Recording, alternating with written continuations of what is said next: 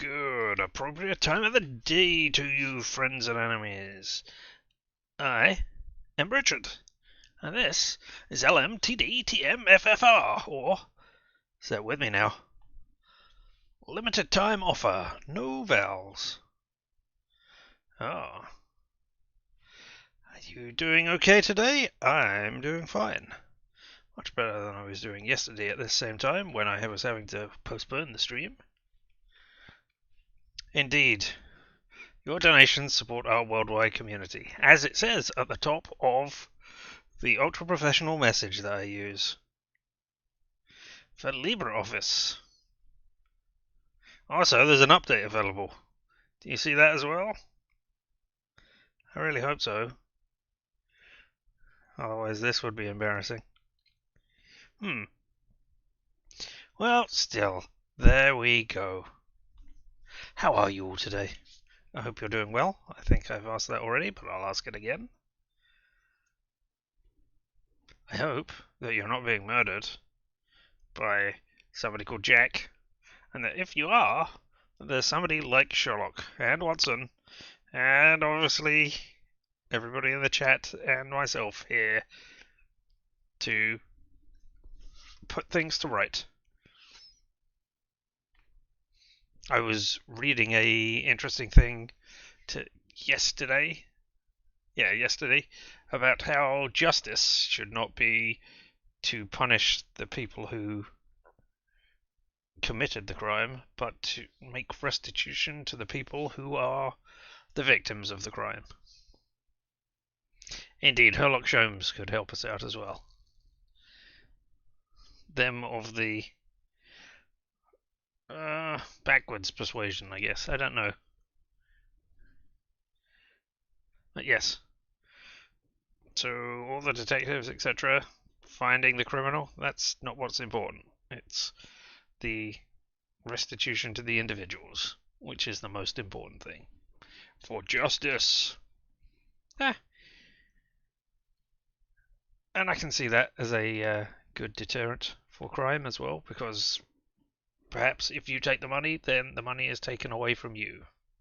You know, if you steal, then it is all returned to the people, and extra restitution is made in some way. But still, that is not the criminal system we have here in Sherlock Holmes versus the Ripper. So let us load up. Do you really want to load this game? Yes, I really want to load this game. Thanks for confirming. And here we are. We, if I remember correctly... Oh, well, there's a cat in the background there. We're about to investigate. Prediction on how it will end vis-a-vis the Ripper. Well, anyway, we were let me not jump all over the place. Let me finish my sentence and start. I think that what we are doing here today, let's go into first person view and look around, yes, is investigating the entrances and exits of this area to see how the Ripper could have killed someone in this place and the police couldn't have seen them. I think that was what the end of the last one was. And predictions on how this will end vis-a-vis the Ripper. I don't think this Dr. Tumblety character that they have been playing with is going to end up being the bad guy. I think what we will have is a non-resolution, where the Ripper will not be exposed, because Holmes has frequently said here that it is not my job to expose the killer. It is my job to cut down the leads that are false. So I don't think we will get a win at the end of this. Well, this is where we are up to, hopefully. You better not die again. Alright, so Holmes, let's talk to Watson and see what Watson says. We must, first and foremost, locate the 3 exits leading to Mitre Square, Watson. There we go. I'm going to do this in first person, rather than the point and click, because I think it just involves us, like, Walking over here. Look, here is an exit. Church Passage. It must be opposite the Imperial Club at 16 to 17 Duke Street. Let's go to the end of this lane, Watson. Ah, see? Just like that. To the end of the lane, and this is much easier in first person. Aha! Hello, Hello you there. must be Abraham Solomonovich, am I right? Yes, that's me. But I know you. You brought a lad to my place to take care of a cat, and I loaned you my mask. You couldn't That's have. me. I was May I in present? disguise. Dr. Watson, Also, of course. I'm using the Dr. Watson voice. Delighted. And you, I have known for a few days that you are a detective by the name of Sherlock Holmes. Is that so? You don't miss a thing, do you? It was the children who gave me away, am I right? They didn't want to, but I gained their confidence by offering them a small comb and half a cake. Damn those They fickle made children. a good deal A out of small it, so I cake, don't a blame small them. comb and half a However, I cake. must request, as a Damn it, personal not even favour, holding out for a that you whole do cake. not reveal my identity. You have my word. Curiosity is just killing me, as you may have guessed. Would it be breaking an oath to confide in me the nature of the investigation that you are leading? I'm investigating church passages. Don't you want to know about them? And indeed, deductive powers worthy of Holmes Does himself. this spot where we are now in Mitre Square mean anything to you? A demon lives in this city, Mr. Holmes. These unmentionable acts degrade the human race and put the Jewish community in terrible danger. Lots of rumours are circulating, but they are but rumours. I see you're leaving the Imperial Club. It's a stone's throw away from Mitre Square, and the two recent murders were most probably discussed in there. Do you know if anyone from the club saw or heard anything that night? Yes, Mr. Holmes. That night, 3 members of our club saw a woman talking to a man at the very spot where we are standing, a few minutes before the body was found at the end of this passage. Fantastic, Holmes. No, Calm it was yourself, a Watson. dead body. There is nothing Yeah. at the moment to suggest it was the victim. Can we meet these members? I am afraid that won't be possible. As soon as the police heard the evidence of these men, they were sworn to silence. I understand. But you are working for the good. Not how it And works, I must but tell okay. you what I know. One of the 3 men, my friend Joseph, left that night with 2 other members of the Imperial Club, Harry and another Joseph. It was around 1:35 a.m., perhaps a bit earlier, when Joseph, not my friend, but the other, the Aldgate butcher, exited. He saw a man and a woman in discussion at this very Must spot talk to where this we are. Aldgate butcher and see if they are These also men Jack must the have been Ripper. about 16 feet away from the You couple. know, That's moonlighting, about right.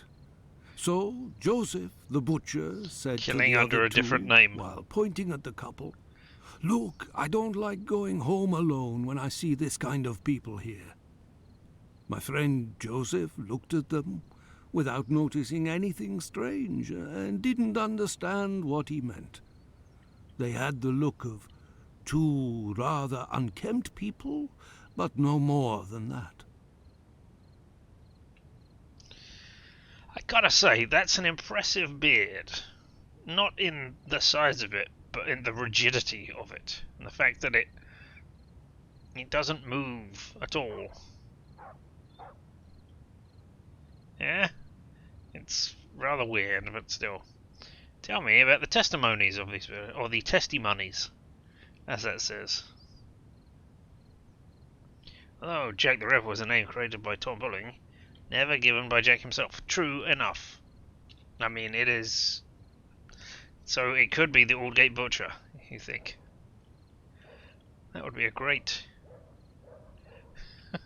That'd be a great twist. Oh, it was me all along. I was doing it because, you know, I wanted the name recognition. And then they just went and called it by some other name. So I gave it up altogether. as a bad brand deal. After the murder, did these three men tell the police what they had seen? Yes. Not quite. Harry stated that he hadn't seen the couple. As for Joseph, the butcher, how are they sworn even to though silence he was if the they one didn't who commented on them tell the and police? pointed Never them mind. out, said that he couldn't remember anything except that the man was about 3 inches taller than the woman, who was 5 feet tall, no more. My friend Joseph, on the other hand, did his best to cooperate with the police. If they are sworn to silence by the police, how do you know this? Is it because they broke their vow of silence?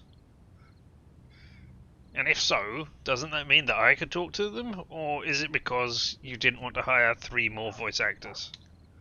And what did your friend Joseph say? What did this man and woman look like? The man must have been 30 years old, about 5 foot 7 inches, light complexion, and a fair moustache. He wore a loose, dark jacket, a grey cap, and a red scarf around his neck. But he said that he only saw him for a brief instant, and it would be impossible to recognize him. And the woman? He only saw her from behind. She had her hand on the man's stomach and seemed to be pushing him. He said that he remembered that she was small, was wearing a black jacket and a black bonnet. After his testimony, the police took him to see the clothing of the deceased, and Joseph said that they looked identical to those of the woman he had seen. Like I already said, he only glanced at the two, as he was headed with the others in the direction of Aldgate. One final question. The Imperial Club is a Jewish club, isn't that correct? Indeed. Thank you for your help, Mr. Solomonovich. Bah, it was nothing. We must at all cost prevent this demon from striking again, and the police seem to have some difficulty in doing that. I wish you the best of luck, Mr. Holmes. Mysterious man has disappeared immediately.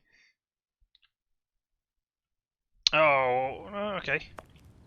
Right. That was a thing. Let's see what you say about this. Are you just going to read out the text of the sign? Adler. Why Adler? This building is the Great Synagogue of London. Closed. Well, open it then, man. Random street trash. Perhaps that will be useful. No? You seem to be coming out of this building over here. The Imperial Club. The Imperial Club. I have no reason to go that way. Yes, you do. You want to talk to those people and cost people.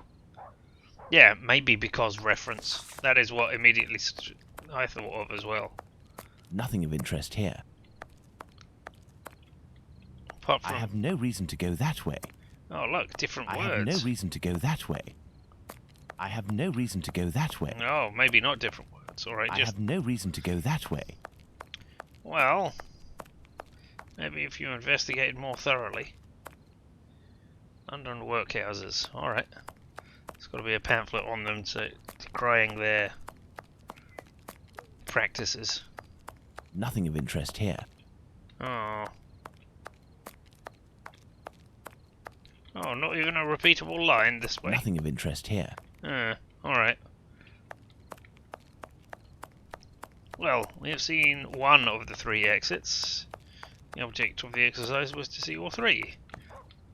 Is this an exit? No, this is I have just... no reason to go that way. I mean... It's not a possible exit off the square? No? Alright, fine.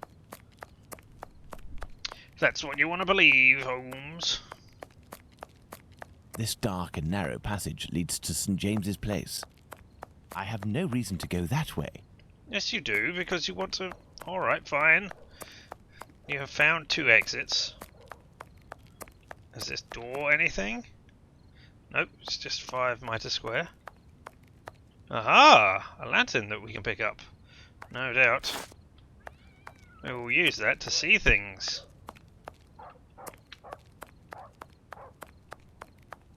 Watson, we are now in the Ah, exact spot where yep. poor Eddowes tragically ended her days. Well, This I didn't. spot is right, very okay. dark, Holmes. That is probably why our murderer chose it. I need something. Well, it's probably the lantern that we saw, but let's not do that. Let's find the This third is exit. Mitre Street, from where Watkins, the constable who found the body, came. Turn on the light, Watson. I have no reason to go that way. I mean, I was going to say, I can't Nothing go of any interest further. here. What are you? This is Mitre Street, from where Watkins, the constable who found the body, came. That is not what that says, but okay. Alright. No. So do I need to combine these with Take these? the lantern, Watson. There we go. Oh, look at that. Such an amazing glow. Can I go this way now? Nothing of interest here. Alright, well then, let's look at this while you hold the lantern. Come on, Watson. Okay, so first of all, what are Do these? these objects spread out by the victim remind us of anything, Watson? The items are meant for a woman. Are they? Alright, okay. Deduction. The items belong to the victim. Probably. They could have been items that the murderer was trying to bargain for the woman. Like, hey, these are the items I've brought you. Why not accompany me down this dark alleyway while we talk, seeing as we're such good friends now? Right at it. Yeah, the murderer probably searched the Eddowes. There we go. Oh, look, I even got it right. Oh, and I can change it so that it's wrong if I need to. That's great. Okay. What else we got? A thimble. A thimble is located right beside one of the victim's hands, just like Chapman's sachet of pills and Stride's pastils. The inside of the thighs is clean. Once again, there were no sexual relations between the victim and her murderer. Part of this apron is missing. We will follow up on that shortly.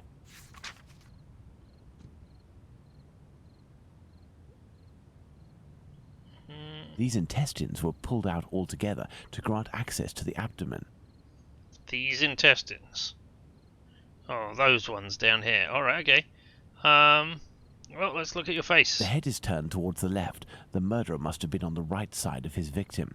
Let's look at her from the front. Wow, that's slightly more graphic than I was expecting. I mean, The nose was cut. exactly. It wasn't cut, it was removed. There is but one wound, Watson. It goes from the left side and descends in a slight oblique towards the right side.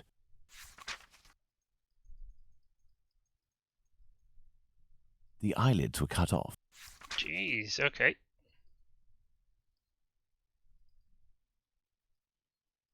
There is but one wound, Watson. It goes from the left side and descends in a slight oblique towards the right side. The cheeks were slashed to make them thinner.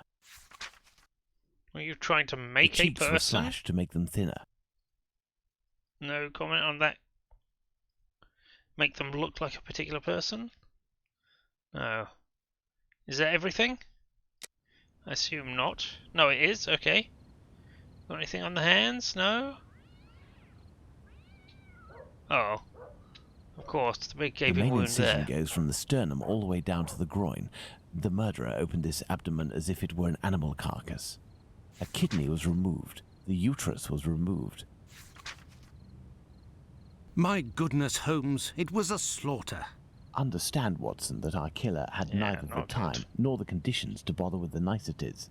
He had no more than 7 or 8 minutes at most to kill the woman, open her up, and all the while in total darkness. Holmes, it's a woman, a poor victim you're talking about. Consider all the time this man lost and the risks that he actually took by cutting the victim's face and the lower abdomen in around 20 precise spots, especially the lungs and the liver.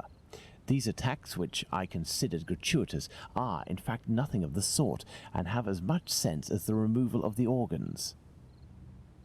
Watson, we must now consult our timeline. We began in Dutfield's yard, but this time we will try to recreate the actions of certain people. In this case, those of the two policemen.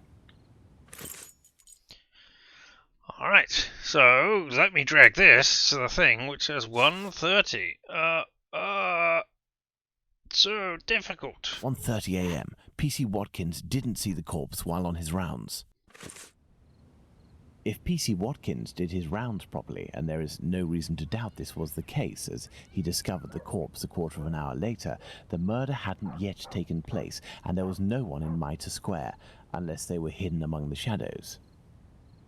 Enter Mitre Square via Mitre Street, Watson, and stop and try to see me with the lantern. I will be where poor Edow's corpse was. Oh, I control Dr. Watson. I have now. no reason to go that way. Well, I was backing up to, get a realistic walking type thing. Have I got there? Okay, I've got the lantern. Aha! I see you! I see you, Holmes. Perfect, Watson. Let's look at our timeline, Watson. Alright, okay, so it's easy to see, so probably was not there at 1:30. Well, it hadn't yet taken place at 1:30. Do you want me to put that on the timeline? No, let's leave that off there for right now. Let's do you entering at 1:42. PC Harvey arrives in Mitre Square. 1:42 a.m. PC Harvey arrives in Mitre Square. It should be noted, Watson, that the constable didn't enter Mitre Square. He could not have seen the corpse lying on the ground. But would he have been able to see a man sitting or standing? Go to the church passage entrance, then come back and try to see me while holding your lantern. I will stay at the spot where the victim was discovered. Indeed. 130 years later, and you are still in, I was going to say in fear, in thrall to them. Is this the church passage when it comes out to synagogues? Is that how we've named this? Wow, what a bunch of dicks. I mean, it was probably named before there were synagogues there, but still. I can't see you until we get... Well, no, I mean, I can see you back up here. But only later. I mean, I think if it was known who they are... I see you, Holmes. Know who did the killings, then there would be a lot less fascination something with this. Harvey didn't do. It is possible that the killer was still there. 1:42 a.m. PC Harvey arrives at Mitre Square, but does not go in. The murderer may well have still been there.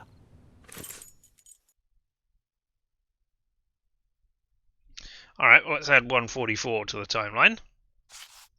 The body is discovered. 1:44 a.m. The body is discovered. Alright, and 1:35, a man and a woman are in discussion at the entrance of the church passage. 1:35 a.m. A man and a woman are arguing at the entrance of the church passage. The man came from Aldgate. Alright. Murder hadn't yet taken place at 1:30. Very good, Watson. Thus we can categorically state that the murder had not yet occurred at 1:30. Let's put the murder of poor Eddowes on the timeline, Watson.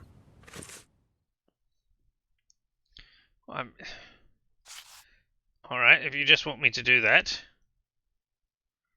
Can I do that? Right, yes. Not the most dignified place, but... 1:35 Alright, there we go. and 1:42 a.m. The murder would appear to have taken place between these times, that is to say, within 7 minutes. Agreed, Holmes. But does this really prove that our killer had the time to perpetrate these two murders? Let's look at our timeline, Watson. Sherlock Watson took 20 minutes to go from Duffield Yard to Mitre Square. Okay.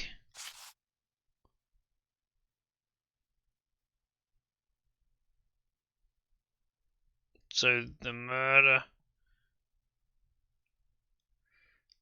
I mean... yes? No? I was trying to show... So that timeline? That doesn't...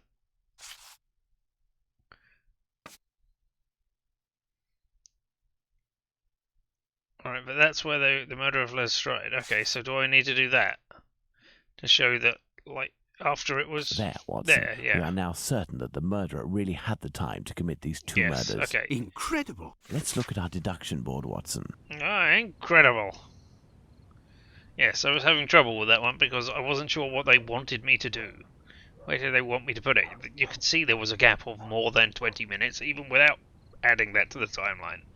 But I guess so. Alright, okay. Deduction board. Alright. We got anything up? Yes, we got some here. Let's move to the neck. Goes from the right, slightly, obliquely, and descending. The items in the victim's feet are very orderly. Piece of Edo's white apron was cut out. And the central incision goes from the sternum downwards towards the groin.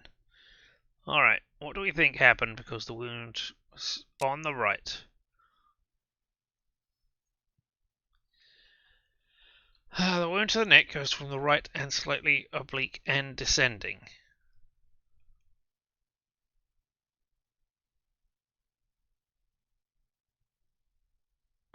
Well, I don't think that means they were behind the victim. I don't know. I mean, that depends on where you are, and what size you are in relation to the victim. I'm not going to say it was. I'm going to say it was fierce and instantaneous, but I don't believe that in the slightest. So, what deduction could we make? The murderer is a bit shorter than the wound is superficial. The wound is the same kind that killed Lestrade. I think we can say it was the same kind that killed Lestrade. What can we say here? The murderer is ambidextrous, the murderer is right-handed, the murderer must be left-handed. It starts on the right. So the murderer is right-handed still.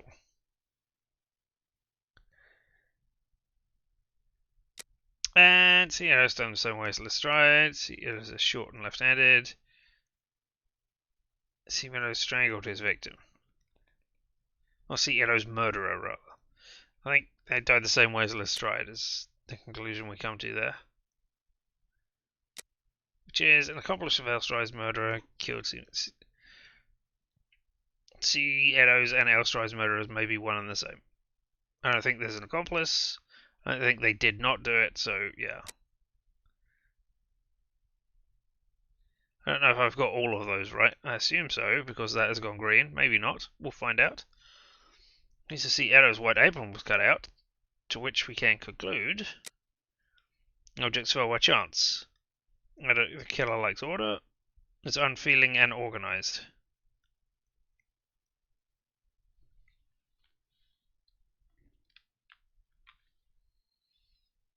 Oh, as it refers to as K Edos. If I had thought about it, I would have brought over my board game that I have of this, or card game it is. It's the damn. What is the name of it? The not trick taking game. There we go. Rummy. That is it. Mystery Rummy is the name of it, and it's got a lot of interesting facts and things about Sherlock Holmes. Oh, sorry, about Jack the Ripper in it. Well, it has the names of the victims, where they were found, and all that kind of stuff in there. It's not, the most thoroughly research thing because it's more focused on the card game than it is, but the flavor text on the cards is interesting enough. And I believe K Edos is the thing, which is why we're talking about it. Maybe it would be. I would check on there.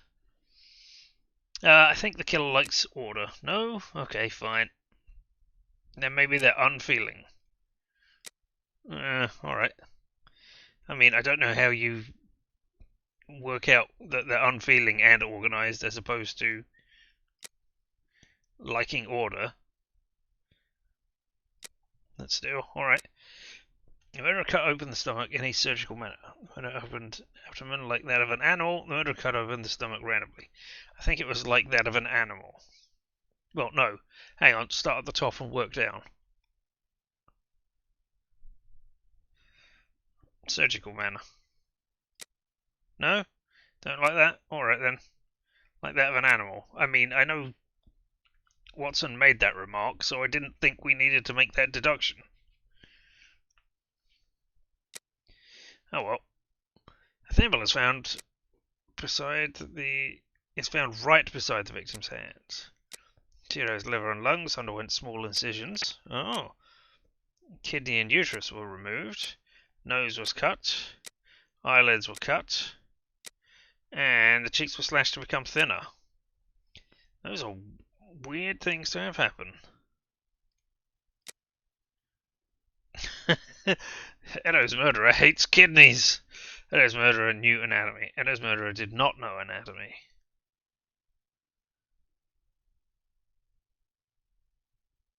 I think they do know anatomy.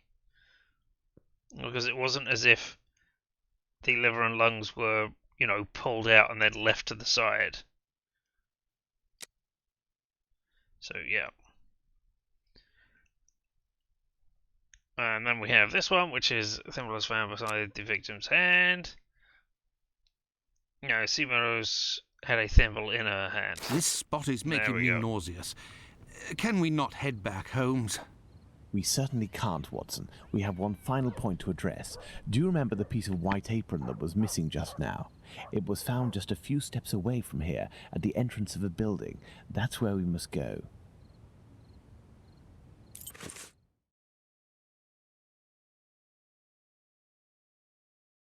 Alright. So, off to a new place.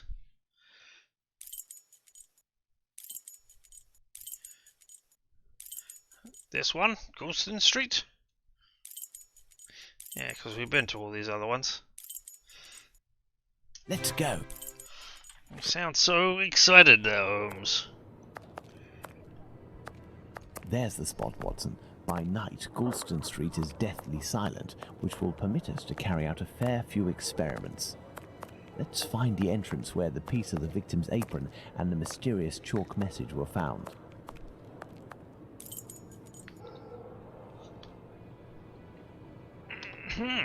Alright. You want us to find these things, do you? Goulston Street. Well, if this was about a game, or if this was not based on so much on reality, then perhaps there would be a Cthulhu crossover where it was actually ghouls doing things. Flitman and Co. doing things, and then Polynesian selling... Oh, you've got to be a cafe. Look at these signs, Watson. We are in the Jewish High Street. Look at these signs, Watson. We are in the Jewish High Street. Okay. Did you need to repeat that to me for some reason? You're going to tell me the same thing, right? Look at these signs, Watson. We are in the Jewish High Street. Look at these signs, Watson. We are in the Jewish High Street. Oh, isn't that great? I mean, I have to look at these just to make sure. Look at these signs, Watson. We are in the Jewish High Street. That there's no, extra dialogue or deductions you're going to make. Watson. No? We are in the Jewish High Street. Come on, Watson. I want you to say, by Jove, Holmes, I think we're in the Jewish High Street. Pray, let us find the entrance in which the piece of the victim's apron and the mysterious chalk message were found. Oh. Alright.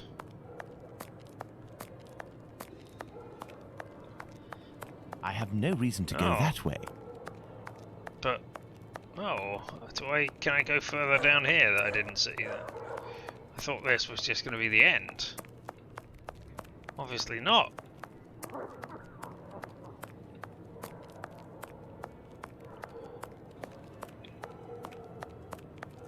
Nothing of interest here. Oh, it is. Okay. So I missed a thing. I've blindingly obvious... Oh, right. This thing? No. Okay. Where is this open space that people... where there's a message scrawled on the wall? Is it over here? Am I going up the stairs? I have no reason to go that way.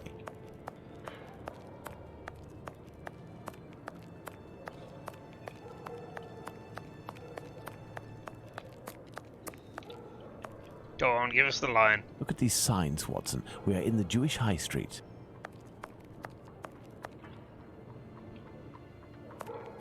Is it over here? Oh, okay, so we're on a largely open street.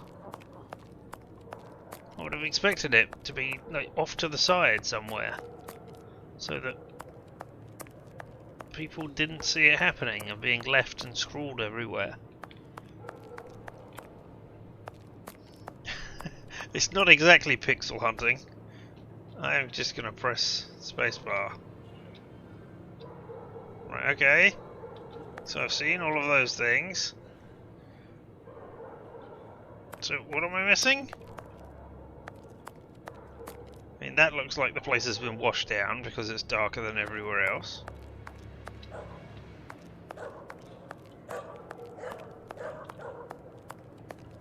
Nothing of interest here. Yeah. I mean...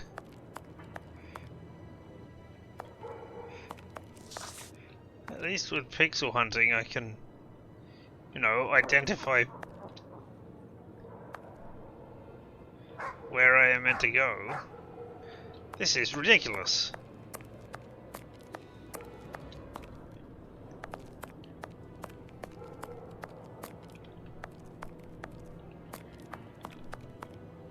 Okay, here's a hook that I'll be coming back for later.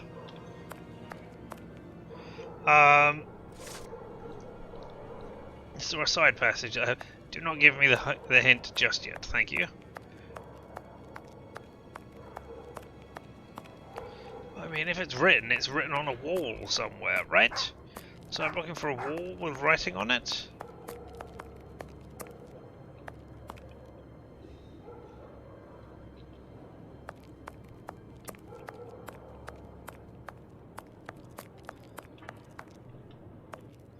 Oh, you're still carrying the thing. Okay. Good. Ah! Tell me that These again. signs, Watson. We are in the Jewish High Street. Are we? Well.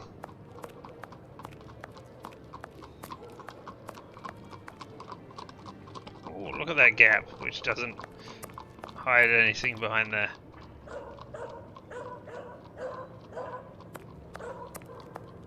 I have no reason to go that way. So, running on this wall? Come on, this is...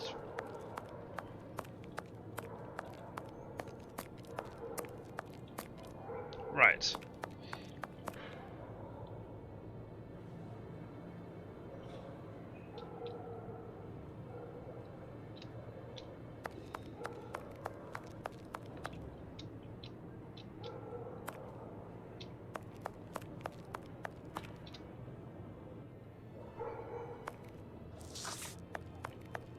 Where the hell am I meant to be going?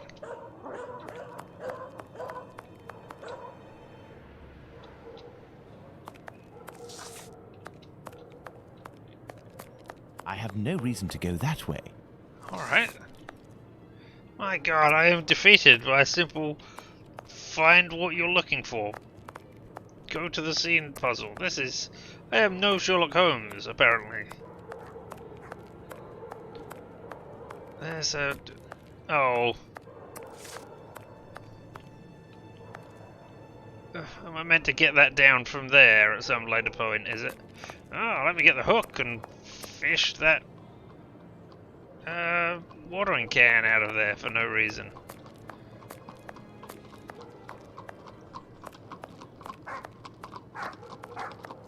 Right, well, I can hear that horse and cart coming closer. No, there's all those things. Alright.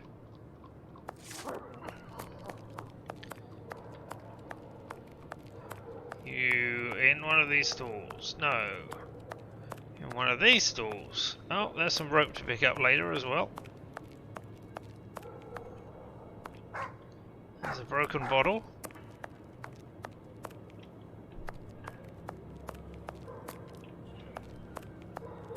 Here's a smashed... I have no idea why. No reason to go that But way. I'm suddenly thinking, ah, this is just between you and me, old smashed battered hat from The Simpsons.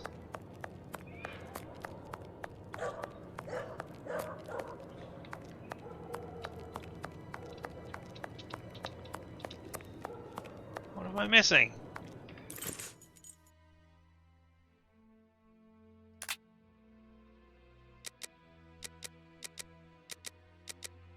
No, this is... No, Duffield Yard. This is...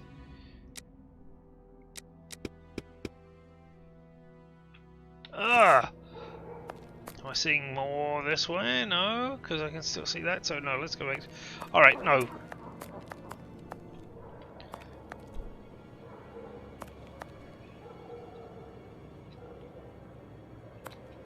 Nothing of interest here.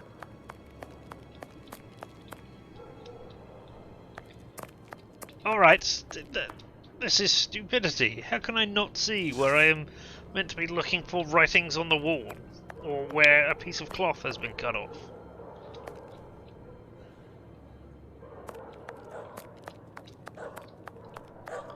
Please, give me a hint. I've got to be missing something blindingly obvious.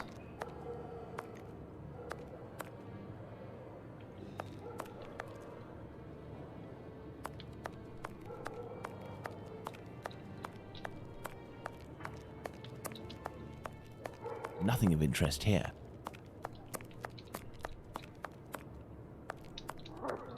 Yes, if you said want a suggestion of where to look, if you have one, I will take it.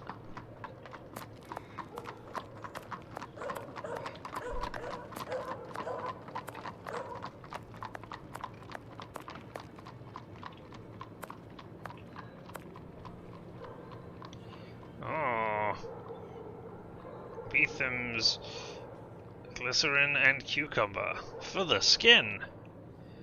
Heinz hair curlers. Dr. Tyrrell's blood tonic for emphysema, pimples and eruptions. Near Fitman & Co. Alright, thank you very much.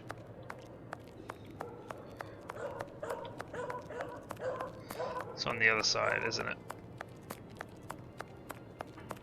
Yeah. You I have no reason to go that way.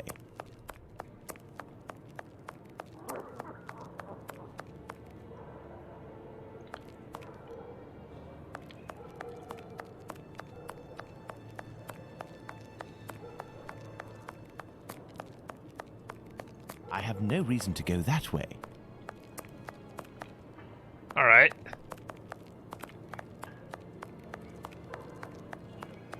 Now I'm not seeing Fitzman & Co. Cats. It's really sure. There, okay. Fitzman & Co.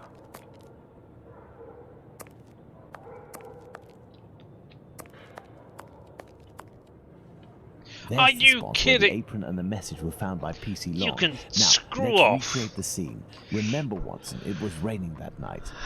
Find me something with which to mimic raindrops hitting this wall while I write something with my chalk. The Jews are not the men that will be blamed for nothing. But what does it mean? Okay, so there was no writing on the wall at all. Sherlock added that. Have you found something for us No, to pour I am water trying to from, move Watson? backwards, Find but a you won't let container me. and some There we go. water. Let me remind you that it's night time and the street is deserted, Holmes. Alright, so there was nothing The there. Jews are not the men... Yeah, alright. Stop telling me things. Did I not try to walk into that one? Is that one of the few entrances that I didn't try to walk into? Alright, fine.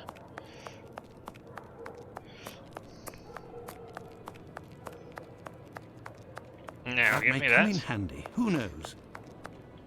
That may come in handy. Who knows? Yeah, and now there's this up here. A watering can. That's what I need. But I can't reach it. Wow, what if we combine these things together? No? What if you just use pole A with hook? watering can. That's what I need. But I can't reach it. Not even with pole on hook. Alright, okay, so the rope is to tie the pole on the hook with something else that I haven't seen. Oh!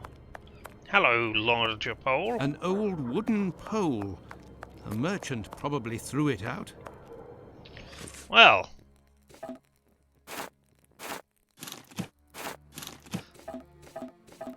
Yeah, A now. watering can. That's what I need. But I can't reach it.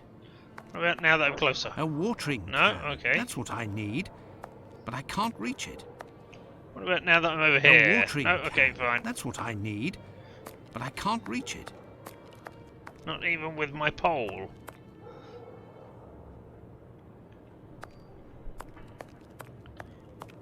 Is there another pole? I have no reason to go that way. You have many reasons to go that way. That way leads to freedom and away from Sherlock and his inventory puzzles.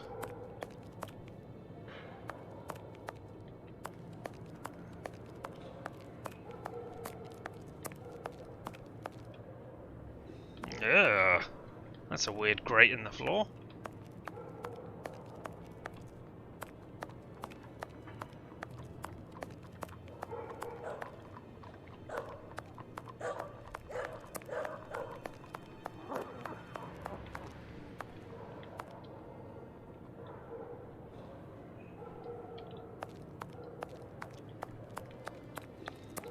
I have no reason to go that way. Alright, okay, let's have a look and see if because that box is rather amazing. My amazing... Did you see those amazing magical powers I had? Jeez,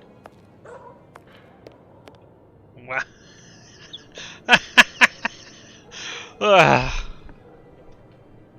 Alright, yep, I never would have guessed that I needed to move the box so that I could step up here, where clearly I can step up here anyway. Alright, fine.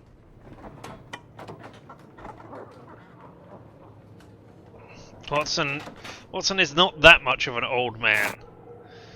And if he wanted to get on there without using that, all he has to do is get here and then sort of lie flat on it.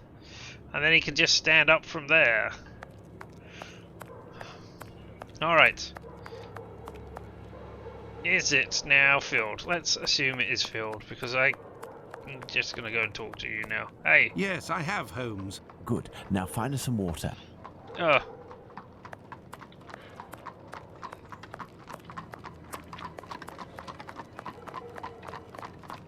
I have no reason to go that way. I can clearly hear... I have no reason to go that way. Oh, maybe there was water up there. Oh, maybe there's water in the barrel. Yeah, there we go. Look at that, they even have a drain pipe. Wow, not a very good drain pipe from there, but alright, here we go. Now, it is raining! Have you found something for us to pour water from, Watson? Yes, I have, Holmes. Sorry, I thought I had it selected when I was talking to you. Yes, I have, Holmes. You control Sherlock Holmes, alright. I also control Watson, because I am Sherlock Holmes. Go and find me a red piece of cloth, and £4 worth of steak, and a clown's nose. Chop chop. What do you think, Holmes? I think now I'm going to do If this message this. were written by the killer, then it would have been lying in this entrance for up to 35 minutes before being discovered. Let's find out in what state it must have been. This message could not have withstood an entire night in the rain. During the investigations carried out on the night of the double murder, PC Hulse inspected the entrances of this street around 2:20 a.m. and confirmed to have seen nothing out of the ordinary. At 2:55 a.m., 35 minutes later, PC Long found Catherine Edow's piece of apron and the message in chalk. This message would not have withstood a whole night in the rain, as had I continued to water it for a little longer, I would certainly have erased it. It was written, therefore, at the moment when the piece of apron was dumped. This substantiates PC Hulse's statement, which stated he had seen neither of these during his rounds. After its discovery, it was guarded and protected from the rain, which was subsiding, which explains why it was still legible when it was erased at 5:30. My dear Watson, when you met P.C. Smith on his rounds in the street, where was he? On the pavement or in the middle of the road? In the middle of the road, Holmes, without a shadow of a doubt. Good. You will go down the street with your lantern as if you were a policeman on patrol, using Smith's position as a guide. As soon as you see the entrance where I used the watering can, tell me if you see anything. What I see is that while that was going on, I grabbed my fun little card game that I have of Mystery Rummy, and they indeed spell Kate Eddowes with a K as well. So what Sherlock is talking about, I don't know, with his C's. Perhaps, as a proper English gentleman, he can't spell. Did I enjoy that time as Holmes? Yes, it was very enjoyable. I have no reason to go that way. I know, I'm just backing all the way up. Yeah, I can see you. I can see you. No, you aren't in the right spot with the lamp, Watson. What do you want me to do? Do you want me to stay here in the middle and just walk down here? In the middle of the road?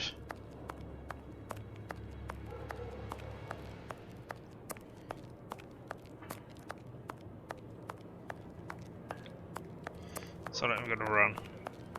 I have no reason to go that way. What did I miss?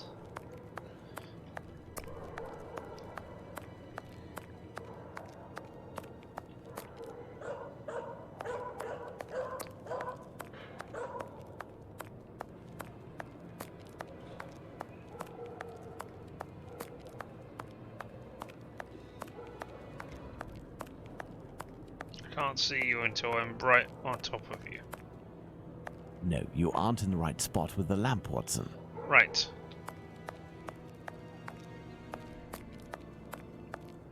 Are you going to tell me when I am in the right spot with a lamp? No? There, Holmes. From here, I can see something written. Can you read it? No. Do you see the white rag, Watson? I can't see something written from here. But alright. No, I still can't see anything written from right here. I can see the white rag, yeah. I see something on the ground, but I'm not sure if it's what you were talking about. P.C. Long, who found the piece of apron, was examining the interior of the entrances, and yet nobody would have predicted that this piece of material would be discovered on the very night of the murder by a policeman on patrol. What are you trying to get at, Holmes? Let's look at this message on the wall, Watson. The Jews are not the men that will be blamed for nothing. In other words, the Jews were possibly blamed for nothing, but that will no longer be the case. Reading this message naturally begs one question. What would that be, Watson? Why? Indeed, Watson, why? For what reason would one have the right to blame the Jews in the future? Remember, Lestrade was killed near a club for socialist Jews, Eddowes not far from the synagogue and the Imperial Club, and finally, this piece of apron dropped here. This building is occupied by Jewish families. The killer really did go out of his way to incriminate the Jews living in the area. It's a bit obvious, Holmes. Yes, but with the rumors, Watson, the author of this message would have received a response to his strategy. You are right, Holmes. So perhaps it's a good thing this message was erased. Whoever took the decision to do this is a man of great wisdom and courage. Let's return to Baker Street, Watson. I have some pipes to smoke to help me think more clearly. I wonder if the message was written as Let's a go joke back to Baker Street. for the killer Home, themselves. Sweet home. You know, you write it up there, you know it's never going to be discovered.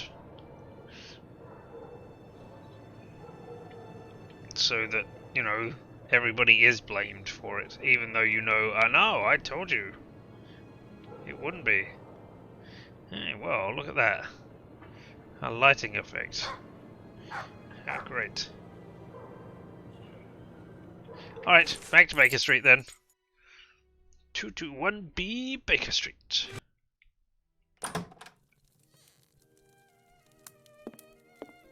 I had nightmares all night, Holmes. As for you, I bet you didn't get a wink of sleep, did you? It's this chalk message business, isn't it? It's the whole murder. among other things. And this lunatic is still running free. If only we knew what he looked like. But we do know, Watson. We have a fairly accurate description. I must have missed an episode of your adventures, Holmes. Not only have I heard you discredit the value of our eyewitnesses, but the few descriptions we do have don't seem to correspond. An inaccurate account can regain its value if we can discover why and to what extent the truth must be rewritten. We've learned a great many things tonight, and I'm able to tell you what our man looks like. Really? Yes, and we're going to need a few things, Watson. Find me 3 mannequins, my worker's costume, my 3 full wigs, one of your worn garments, yes, that can be used for the workman's outfit, and one of your old suits. Oh, and my deer stalker, the one I never wear, but everyone seems to think I wear day and night. Ow! Alright, so we're going to find all these things. But, man... Oh, we can use one of your worn old suits. That will work as a workaday outfit. Thanks. Thanks. I'm a doctor. I'm meant to be, you know, of higher class than that. But apparently not. I have no reason to go that way. Yes, you do. Leave Holmes. That's the deduction board. There is nothing more to do here. No, I know, but I wanted to look at it and look over our last cases. Or the things that we'd actually got right. Ooh, a compass, or a pair of compass.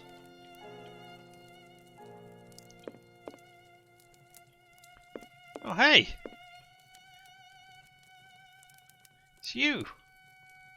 Oh, we've still got the square triangle thing. We're gradually accumulating all kinds of stuff that we've used already on this. Alright, okay. Well... Oh. How fortunate. I can just carry that around with me. Alright. Into your room. There's got to be stuff in here. Yep. There we go. There's some clothing. Oh, wig.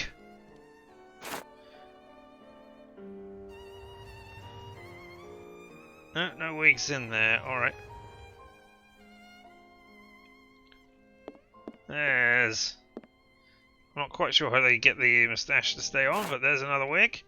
There's all the hats. Still missing one of those. Can we steal the bust? No, okay. Ooh. A wig! This will come in handy. Why did nobody else...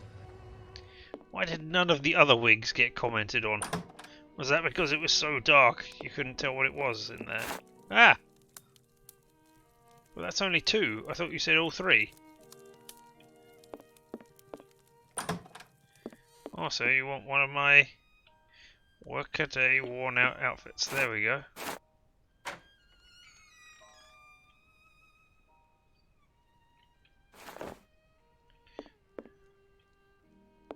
I don't have any more clothes, Holmes. Don't use my stuff. Are you going to attack it? Are you going to... No, if we're doing disguises, what we're going to do is put them all up and then build them up, right? We done? I've got 3 of them. Can I just put... So, as for one of the murders, we have no witnesses whatsoever. As for the 3 other, we have at least one person who claims to have seen the victims talking to a man a few minutes before their death. Do you remember whom these would be, Watson?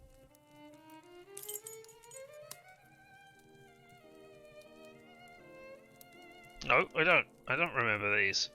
Height. By the height, age, and clothing to the mannequins, basing yourself on the 3 correct witnesses. Alright. No, not John Watson. Okay, that's going to be one statement of proof. I guess, because this was talking about the person. Alright, let's go back. Find a square. Oh, but it doesn't. I have to... Right.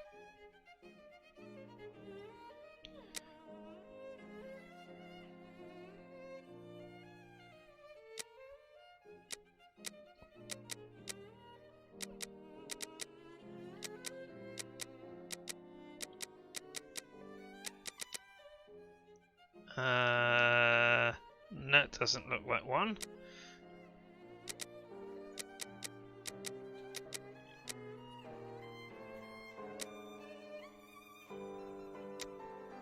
You are one. You've got a thing.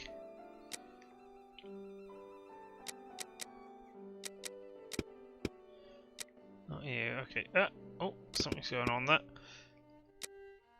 That's you talking about the portraits. That's the one we already got, right?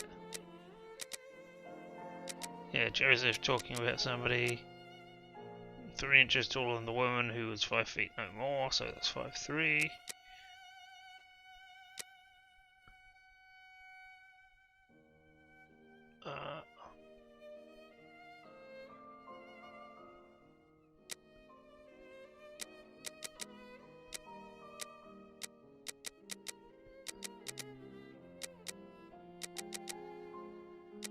No, this is...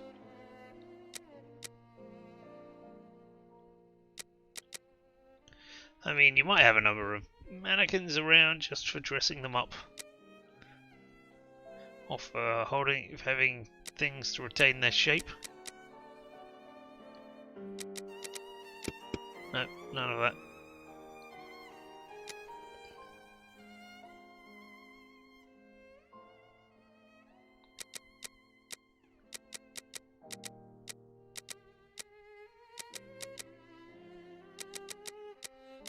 That doesn't have any descriptions. That one we did have. You did not. Have you got anything? No.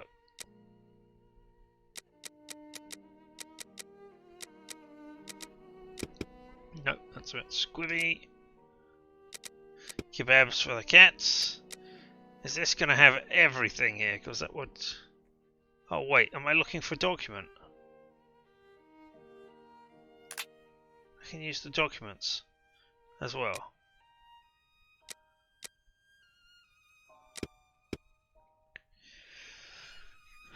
Doctor who arrived on the scene, unlike me, in case of death, hemorrhage, the victim was subject. No, this is the one where they couldn't see anything, right?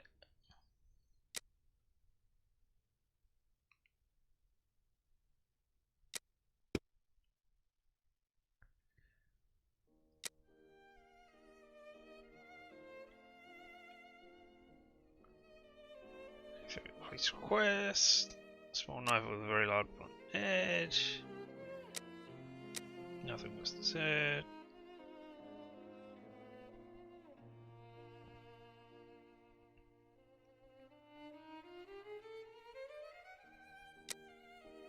Two witnesses were quoted by the press. No. It's not going to be Tumblety stuff.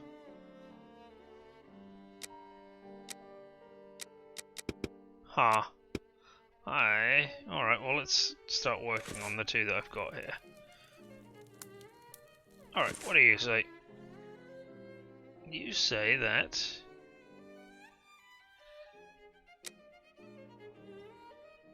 What does the man look like? I saw him only from behind. He was wearing a short black outfit and small felt hat, like a cap, in a dark colour and a white collar. He seemed to be a respectable type. He was carrying a packet in his hand. Nearly 30 years old, or even less, say 28, or even less, 26 years old. 26, 5'8". So let's do that first of all then. 26. 5'8". Wow, those are weird mannequins.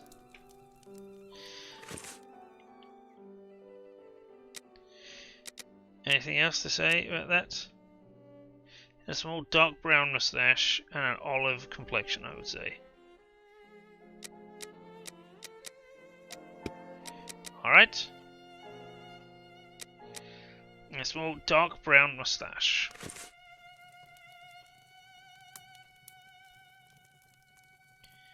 Okay, so, yeah. Small dark brown.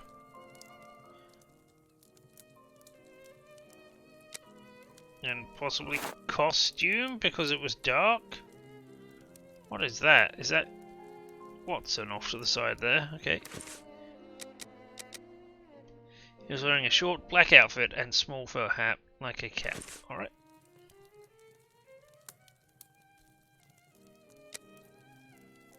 Perfect, Watson. There we go. Awesome. Thank you very much. And indeed he did. Thank you for telling me though. Okay. Abramovich. Do you know anything of the night? Passage, home, talking. 16 foot away, that's right. Joseph said, look, I don't go home.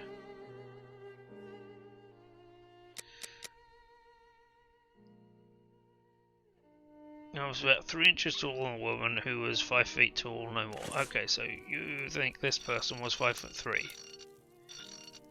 Indeed, Watson, that's the right size for Abraham's mannequin. The account given by Mr. Solomonich's friend is incorrect in at least one point. The first Joseph said that the man was at least 5 foot 7 inches tall. The second Joseph said he was 3 inches taller than the victim, whom we know was 5 feet tall, which would suggest a height of 5 foot 3 inches. Don't forget that it was this second Joseph who attracted his friend's attention towards the couple on the other side of the road. We can assume he got a very good look at them. Thank you.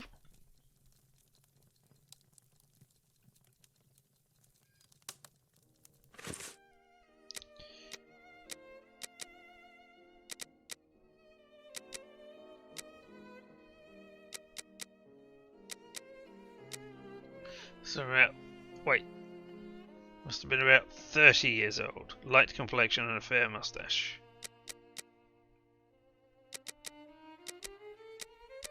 You say it was 5'7". Okay.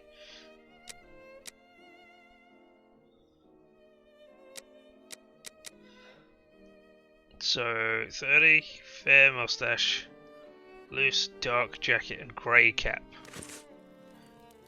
Well, that's grey.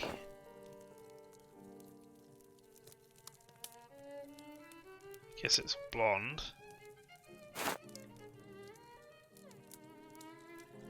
Cap?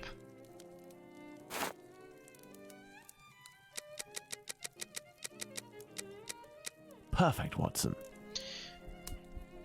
Okay, and now we're missing one last thing. Unless we're doing the same one. I assume we're not going to do this one again for 5'7". So, the vanity of existence, you say?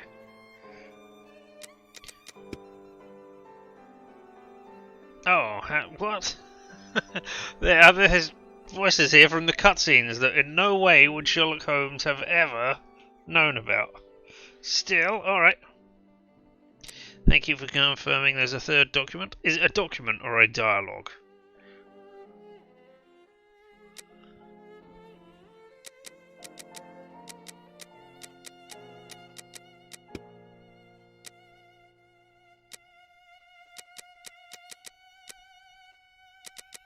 You think it is a document this time. Alright.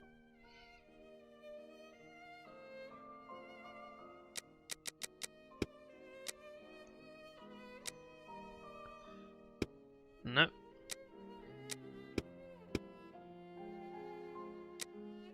No. Testimony. There we go.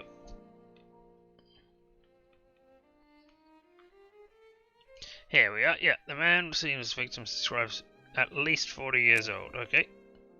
So, let's do that. Bravo, Watson. There are our 3 witnesses. Thank you for confirming that I was along the right way. At least 40 years old, a little taller than the woman with whom he was discussing, approximately 5 feet 3 inches. Is it the woman that was 5 feet 3? As for young P.C. Smith's account, he must have been mistaken about this person's real height. It is only an inch or 2 after all, and we can attribute the same height as the other 2.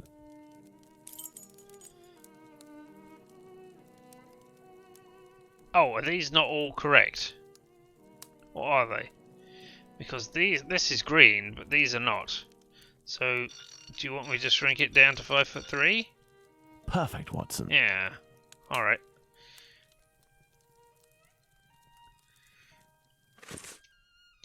Alright, at least 40 years old. A little taller than the woman with whom we're discussing.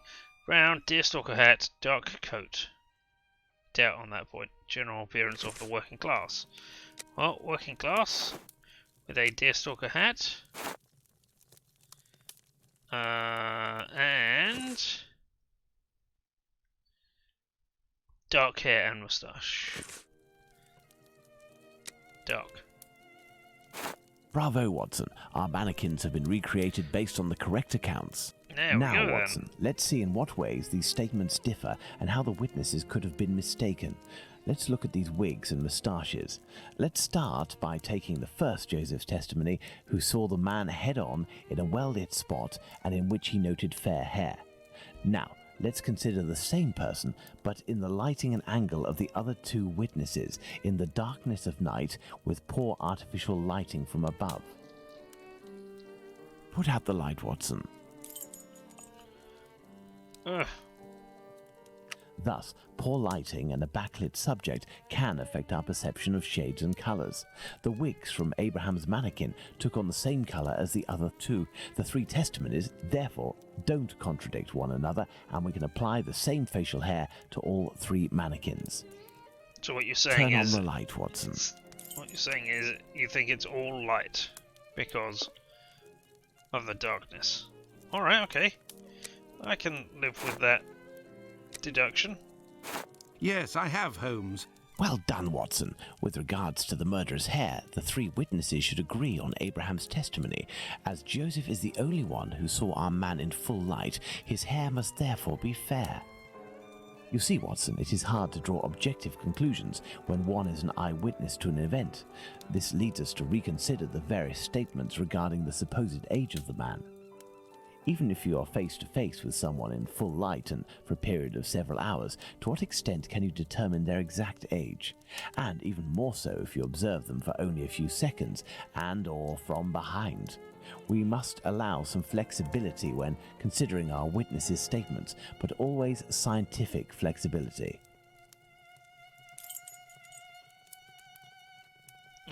Okay. Scientific flexibility it is, then. Oh, what have I...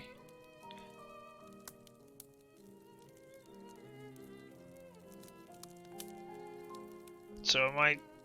What am I trying to... Determine the age range thanks to the tolerance of years indicated by Sherlock Holmes.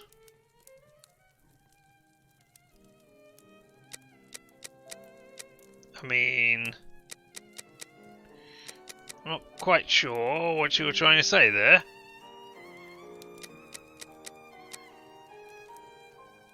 Don't forget that, according to Abraham, the man was seen face on from a few feet away by the first Joseph, who shouldn't be out by more than a few years. For Abraham's mannequin, we should allow a margin of 3 to 5 years. So, are you saying a max? Yeah, I was going to say. So, if you said it was 30, then did you want me to do that?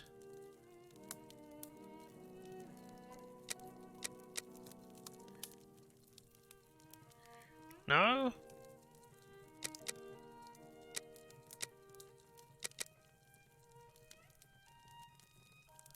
So 3 in one direction, 5 in the other?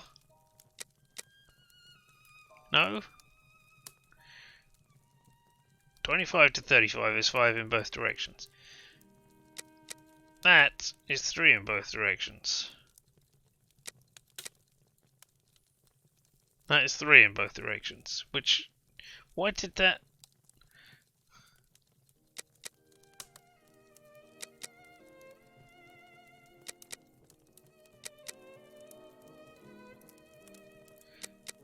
I do not understand.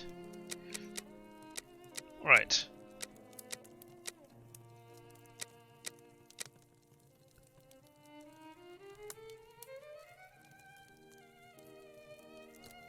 Oh, 4. Right, I see. Wow, really? Perfect, Watson. That is... That is stupid, but alright, okay. So you've got 10 here, so... Oh, let's do 7.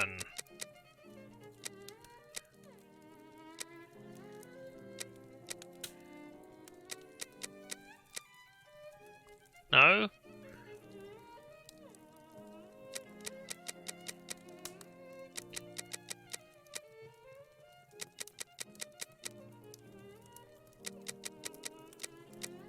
And it has to be the right one as well.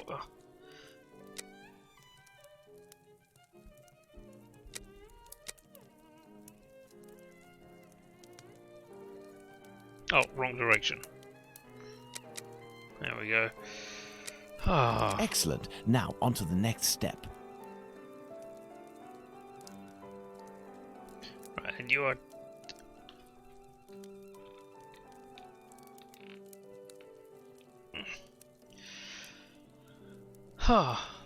Apparently, yes, apparently you do go downwards. Alright, so that's 10, so this is going to be 9.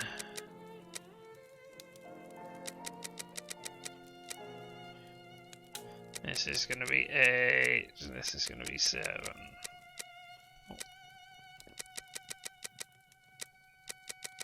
There we are. Magnificent. Yes, I have, Holmes. Now that we have fully considered the witness accounts, let's see to what extent they agree. If we apply the range of error for each of our dummies, we can deduce the age of our murderer as precisely as possible. Yes, I agree.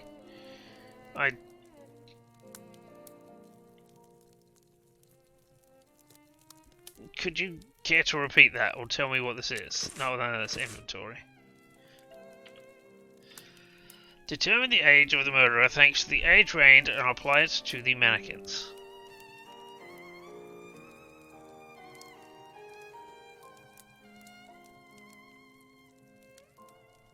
Right, so make them all the same age. I mean, they can all be 35. That is a number that they could all be. Oh no, it isn't. This one does not have 35. 33 is the number they can all be. Perfect, Watson. Within a margin of 1 year, Watson, the age of our murderer is 33 years. No! But the man described by Smith was dressed respectably, whereas the other two were poorly dressed. Indeed, but Whitechapel's respectively could quite easily describe the Sunday bests that all lower-class men own. Now, let's place ourselves in the shoes of Liz Stride's killer. He has just slain his victim and sees Louis Diemschutz discover her body. Our killer is at great risk if he stays in the area. He therefore gets away from this spot. But he wants to kill again. However, he might have been spotted in the area before having committed the murder by a constable on his round, perhaps, who managed to get his description. What do you think the killer will do?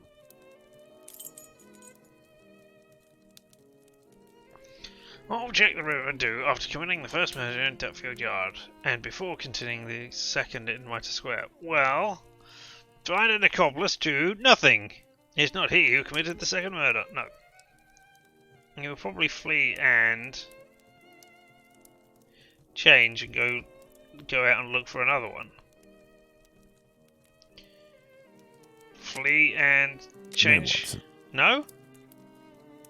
No? No, Watson. Right, I was trying to click that one off. So, buy a disguise. Turn home to a safe location and...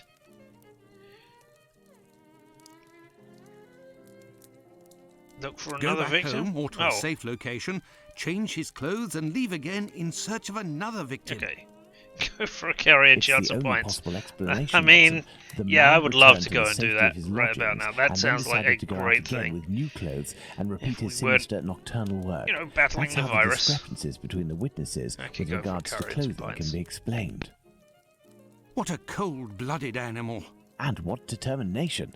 Powerful motives are pushing this man. Thus, we can conclude that the respectable man with the package may very well have been seen by the two Josephs. Even if it is just a mannequin, it's giving me goosebumps.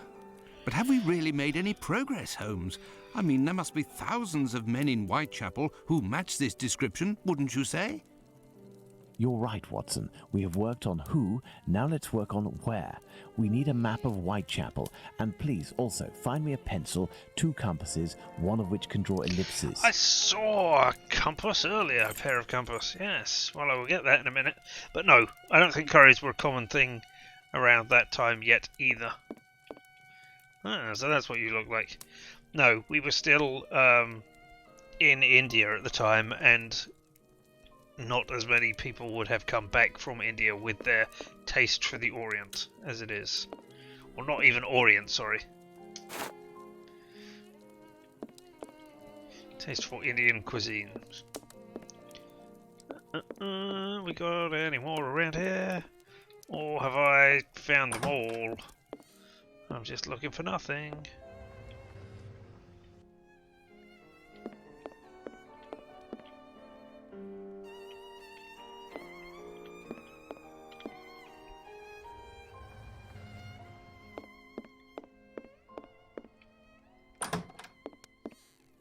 Indeed, the British version of Indian cuisine, which is not, or was not, the true version.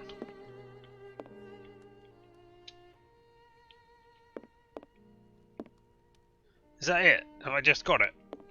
Okay, fine. I'll give it to you. You'll need a map, Watson. Oh, map as well, sorry. No? There is nothing more Right, to do no, here. that's not what I was trying to click on. Alright, okay. Right, this is going to be an interesting bit. Because, as I stated when we first started to play this, I have played this game before. Up until a point where a puzzle absolutely stumped me. And this is the puzzle. I did not really remember any of the stuff that we have done I am prior in to need of this. something. But this is the one which stumped me, and I think it is because it is not programmed well, rather than because... First of all, let's place our 4 murders on this map, as well Right. as the spot where the graffito appeared, and the piece of apron was dropped. Right, yes, because it didn't seem to register when I was doing the thing. Alright, Annie Chapman. I mean, I could look at things...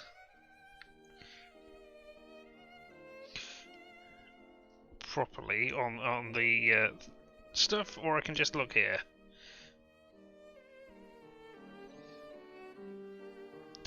Right, Mary Nichols, Bucks Row. Oh, we haven't got Mary Nichols. Okay. She was the first victim that was positively identified. Kate Eddowes, Mitre Square.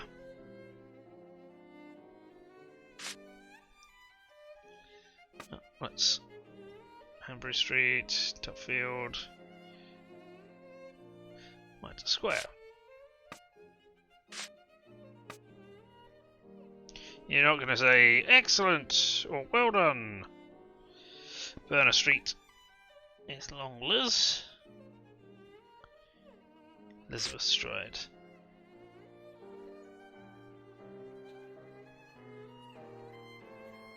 Bucks Row.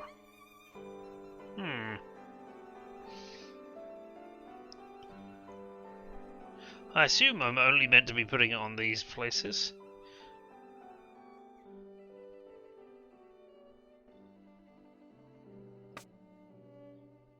I should have Nichols there. Where should I have Nichols?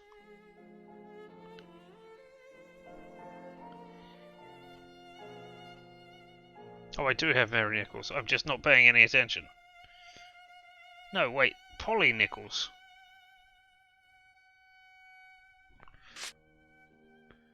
There we go. They're just changing their names for reasons, or using names that were not theirs.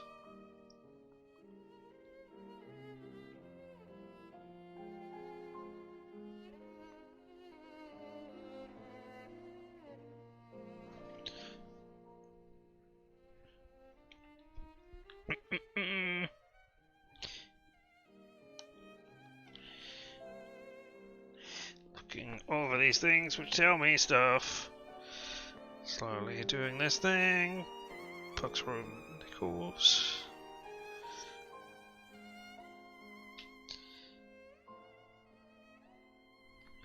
Yeah.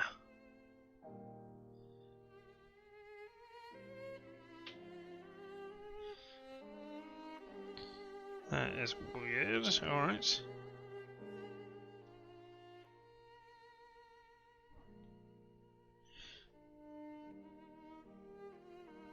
Aha, we do not have Mary Jane Kelly yet.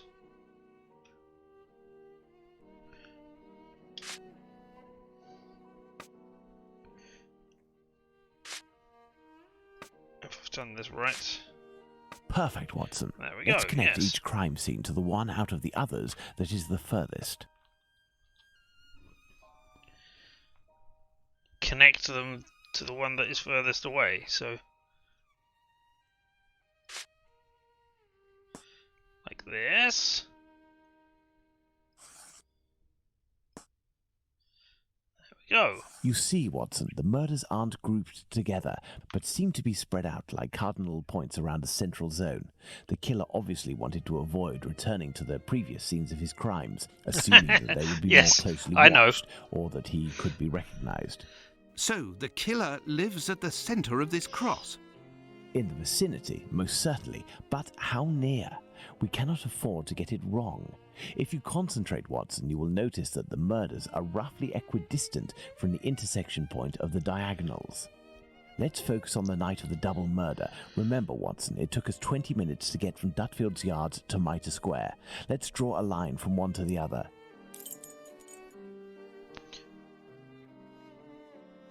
Let's draw a line from you to you. Yes, and you could have looked things up for me. Thank you for the offer, but, you know, I had my box right here with my stuff. Perfect. That told We me didn't make the things. trip as the crow flies, but that would not harm our estimate. Let's suppose the killer left Dutfield's Yard at 1 a.m. and arrived in Mitre Square at 1:35 a.m. when he was seen by the two Josephs. If he took 5 minutes to change his clothes, that leaves a range of 10 minutes to determine where this man's lodgings are. We must determine the area in which one can go from Dutfield's Yard to Mitre Square in less than half an hour.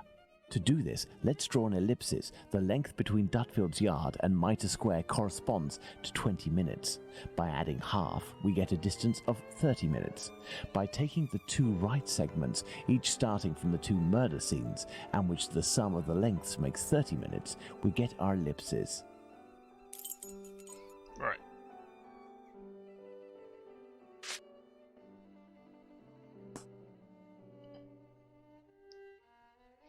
So I'm not sure if... I don't think that is what we want to do. We want to... No, I've drawn one. I don't know that these are... Right, okay, so I can just draw them wherever I want. That's great. Can I erase these lines as well? No, I cannot. Excellent. Alright. So what did you say? Now I have forgotten. Trace an ellipsis which can go from Duffield Yard to Mitre Square in less than half an hour.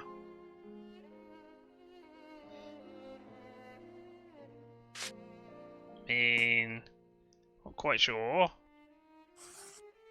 That is in less than half an hour. I mean, how do I determine that?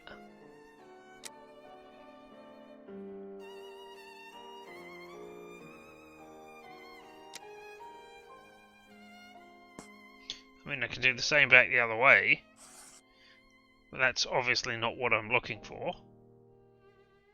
An ellipse that passes through both points. Right, okay, fine.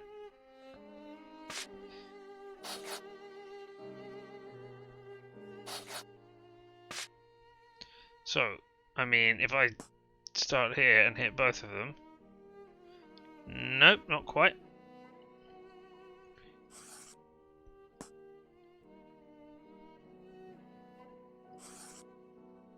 No, that doesn't work either.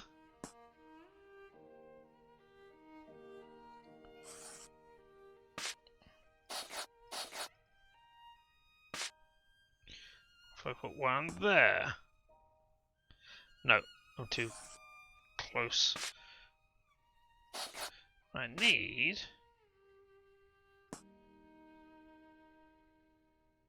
No, that's too close.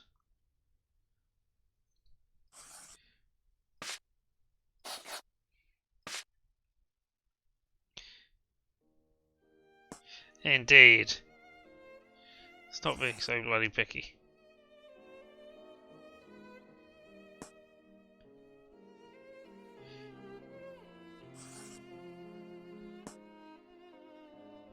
Nope, that's way too far out.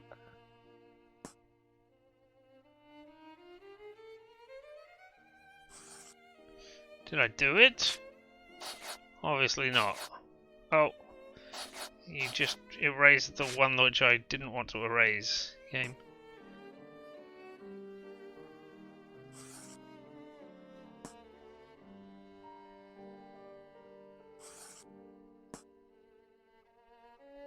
There. Is that not right? Oh my, you screwed right off with your erasing type thing.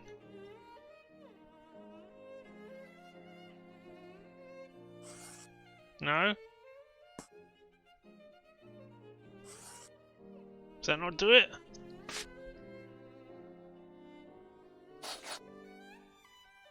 No, obviously not.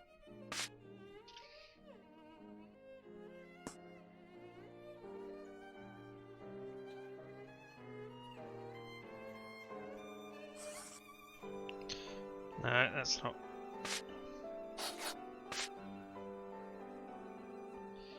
I've got to be able to. No, because if I do that, I was thinking, where if I do this, then I can find out where it's going. But no, that doesn't work. Right, so there, that one. That does that do you? No?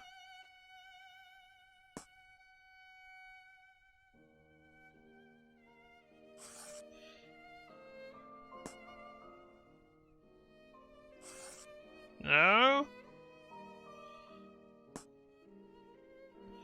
So many yellow.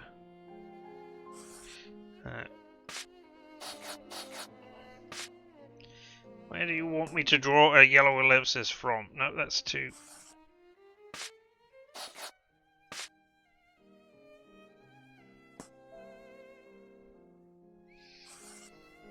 I am learning nothing from this.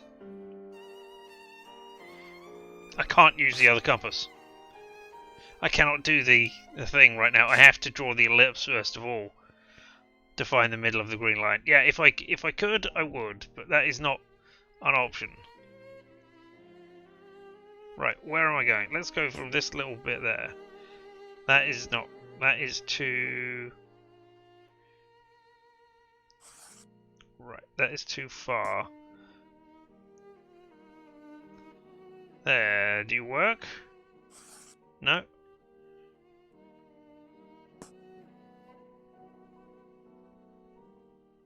Does that one work?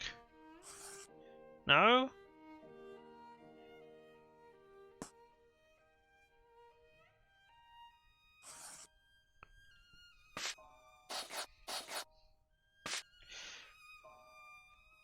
Line up the C.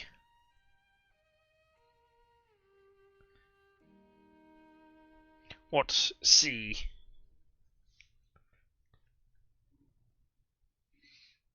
Right. Is this... Right. Ah. Whitechapel. Line up with the C. Okay, yeah, interesting.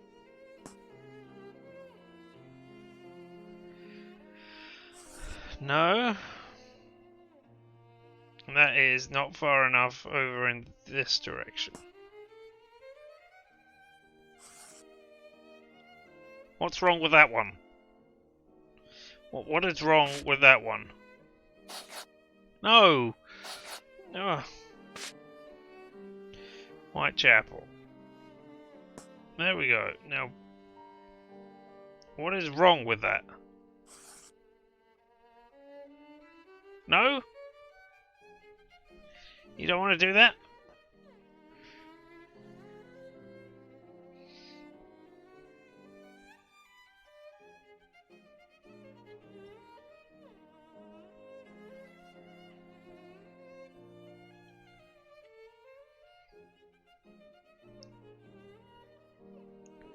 There we go.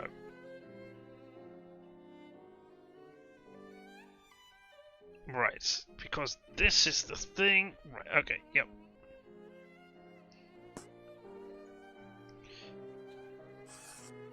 Nope, because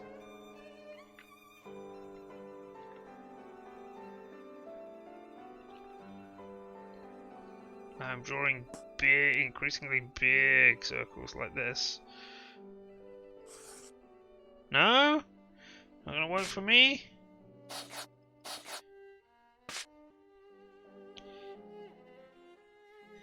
Yep.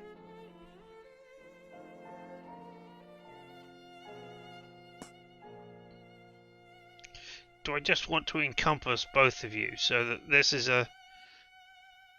There we are, Watson. Our killer lives in this area. It's still rather a vast area, Holmes. Yes, indeed. And our goal is to reduce this area as much as we can. Woo! We must consider the fact that the murder at Mitre Square was committed under a certain amount of pressure, given that the killer knew he was wanted for the acts he committed not long before. We can assume that he had to do it in a safe zone, that is, an area not far from where he lives. This is especially true of an act such as the graffiti he carried out after 2 murders. Let's trace a circle around this point, with the distance separating it from Mitre Square as the radius. This will enable us to determine our killer's safe zone. I don't know, it covers all of the points, so there we go. And I wasn't listening to what you were saying at all there, Holmes. Trace a circle whose centre is the location of the graffito and piece of paper. Okay, and whose circumference passes through Mitre Square. Alright, so that must be these ones. Okay, so there... Your Mitre Square. Our killer must surely live inside this circle. Now, let's intersect it with the ellipsis that we previously determined. Right, but now I want the other one, right? No? What tool am I trying to use now? Oh, you just wanted me to click on the there thing. We are, Watson. The Aldgate district. You're weird.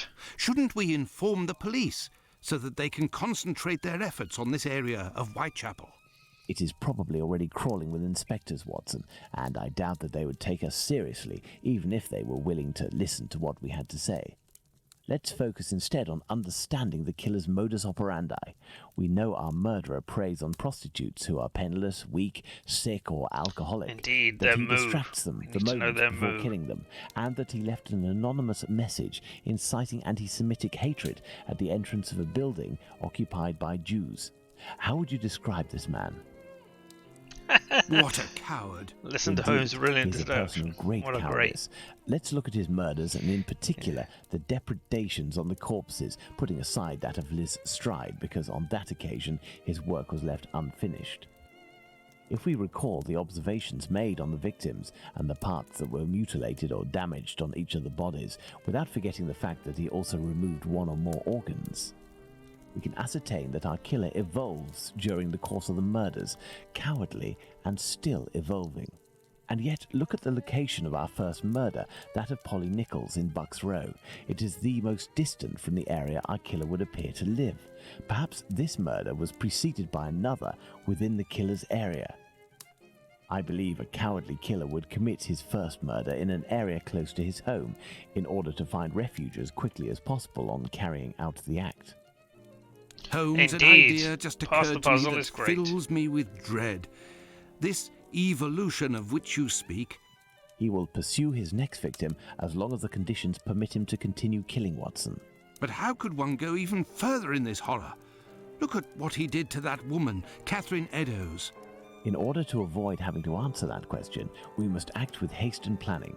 Watson, I suggest you inform yourself on the mutilations sustained by the victims. No! We No! played I with the refuse to do idea that! This could be an act of vengeance against prostitutes.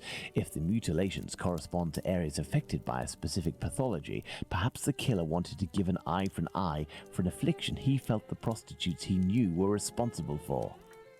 And this trail leading to Dr. Tumblety Holmes? I also have a few things to look into in the meantime.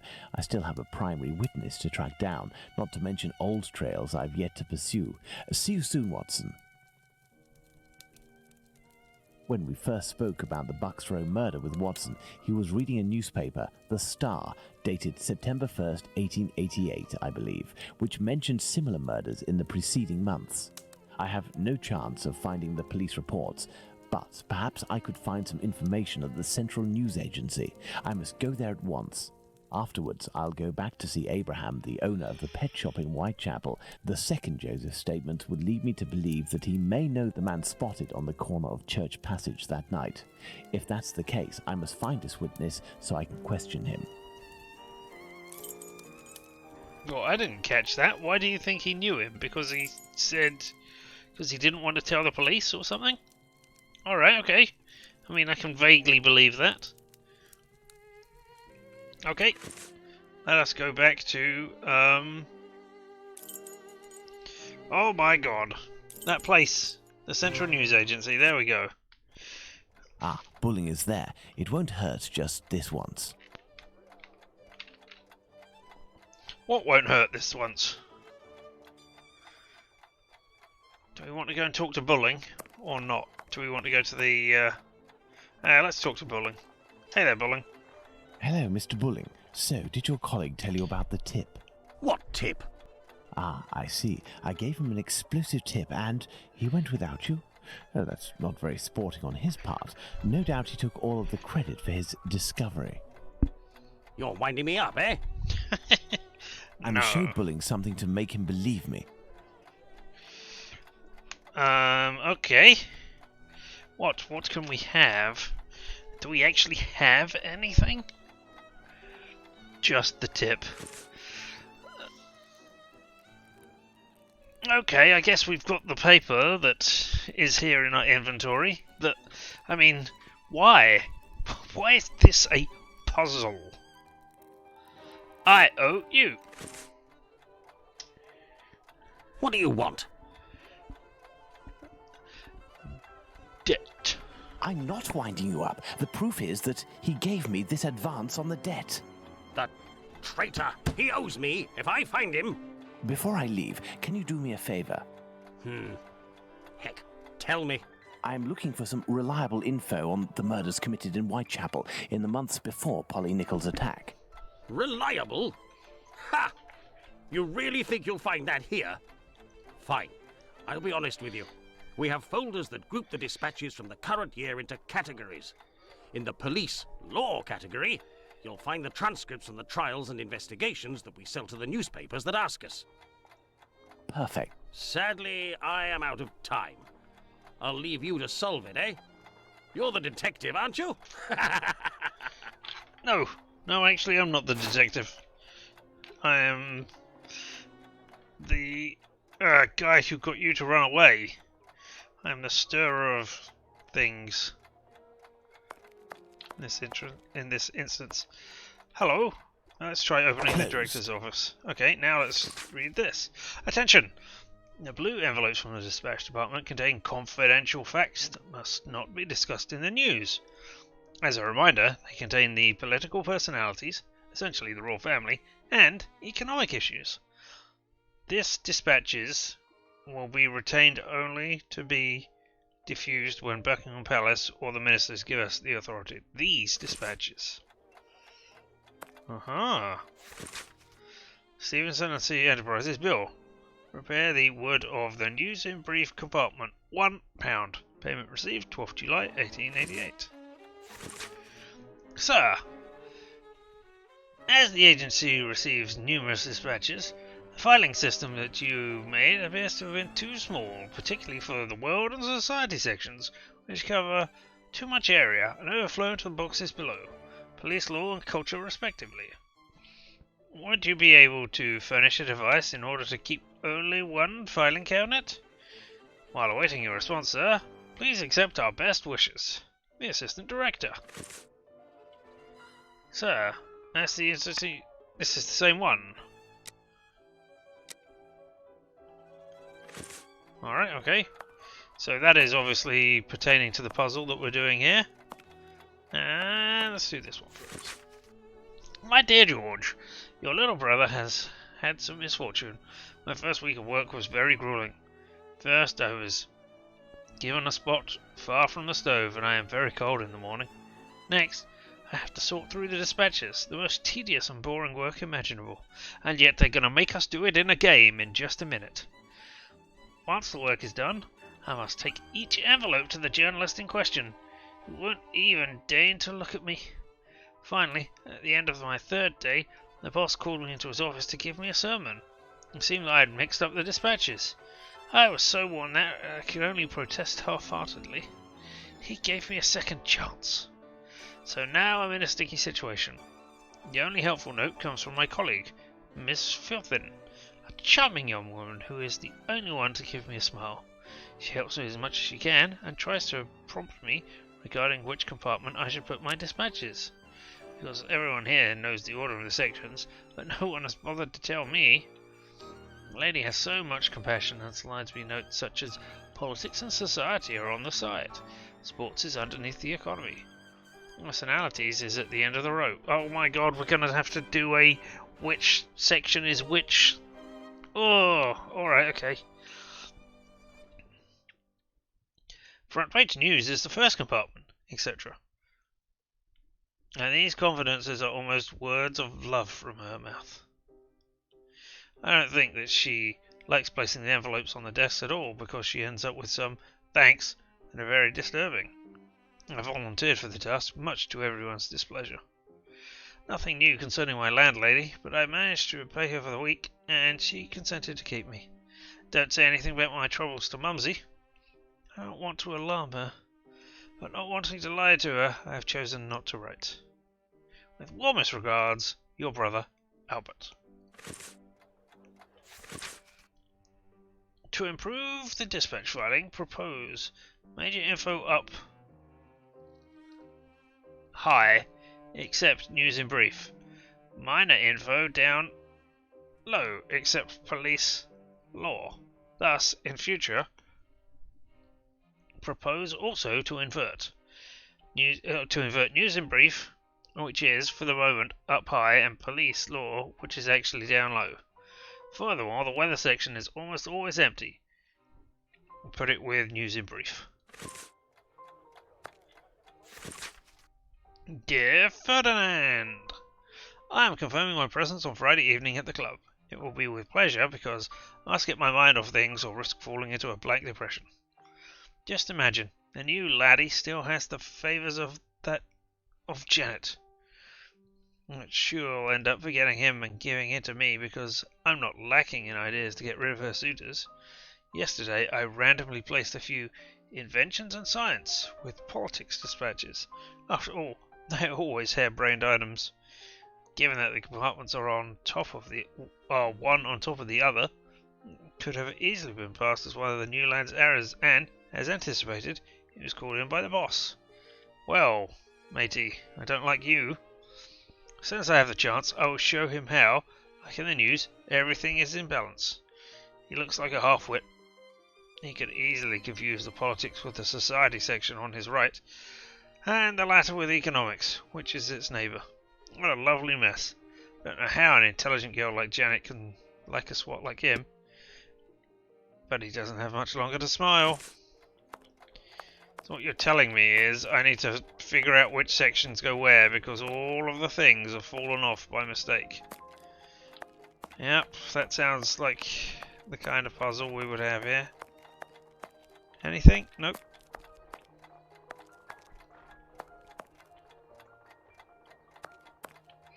Okay, no actual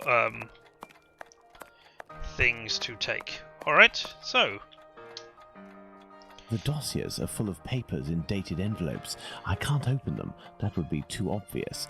How can I tell which compartment to look in? No categories are indicated. Alright, well, here we go with all of this stuff. Well, we know police. It's this one here, right? Because the police was down low and it had blue envelopes. So, yeah? That's it immediately? Alright, I mean, we have to go over this. Blue envelopes from the dispatch compartment contain confidential facts that must not be sent. As a reminder, they contain all the political personalities, essentially royal families, and economic issues. Maybe not, or maybe. These dispatches will remain. Okay, so blue is political personalities and economic issues.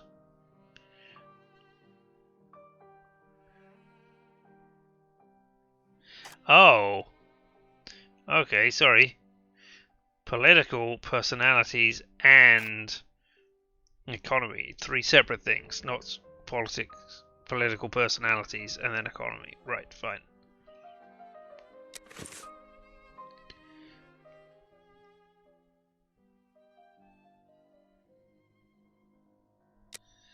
Alright, bill for repairs. Repair the wood of news in brief compartment. Alright, so where's a repair that that's got to be the This new compartment repair. was repaired recently. Yeah, so that is news in brief. Right? Yep. Why did that? News to the defining system would be amazed to be too small, particularly the world and society sections, which cover too much area and overflow into the boxes below. Police, law, and culture, respectively. Okay. So can we move these around? We can. Alright, so we know that police and law and culture are on the bottom. And that...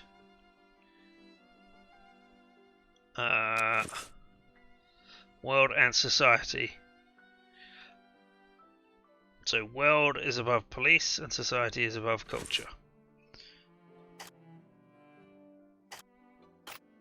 World is above police. So society is above culture. Weather, I think they said, was always nothing. You'll be able to furnish a device in order to keep only one filing cabinet. Okay.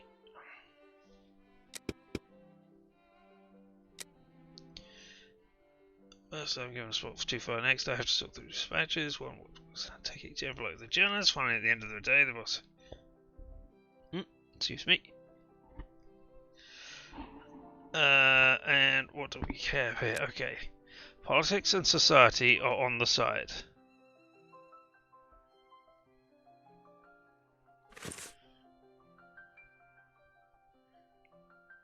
Okay, so there's society. So possibly it's something like those. That would have to be society. That would have to be culture, but that would have to be politics. But that doesn't make any sense. So I'm obviously doing something wrong there, or reading not into it. Personalities is at the end of the row. Front page news is the first compartment. Alright, so front page news is this one.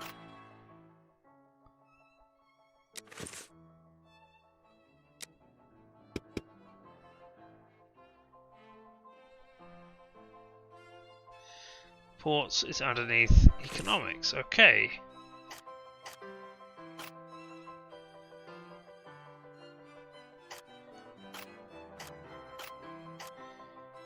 Let's just move these over and have these as gaps, because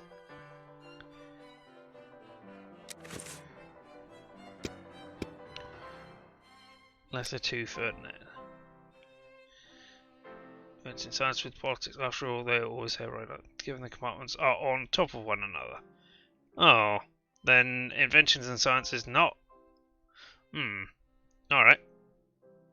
Where's the note in pencil? Proof that is proposed. Furthermore, the weather section is almost always empty. Alright, so that has got to be the weather section.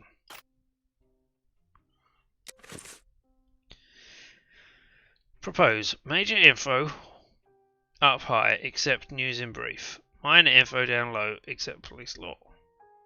As in future, propose also to invert news in brief, which is for the moment up high, and police, which is actually down low. Yeah, we knew that, didn't we?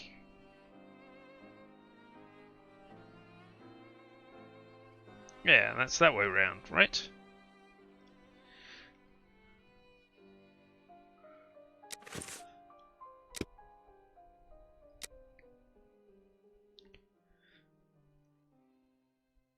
Inventions and science with politics dispatches.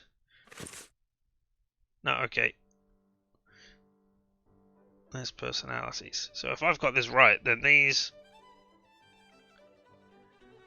Wait, something ends a row, but that doesn't make sense.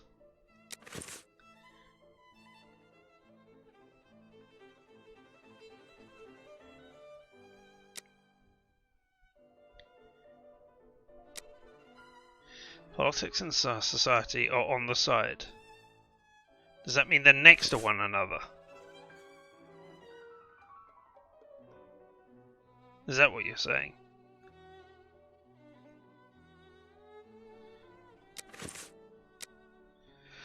Not reading news is first compartment, etc. Personalities is at the end of the row.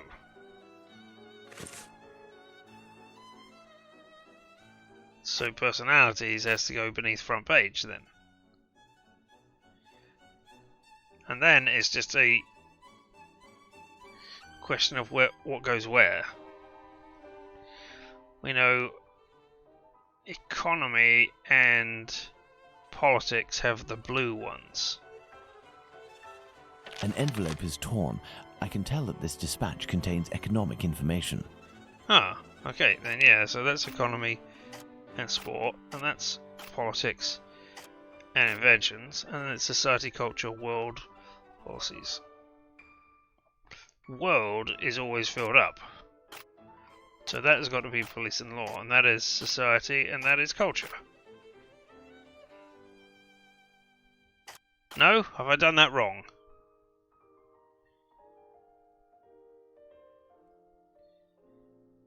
Unless... Society... No, wait. Politics, economic, personalities. Yes?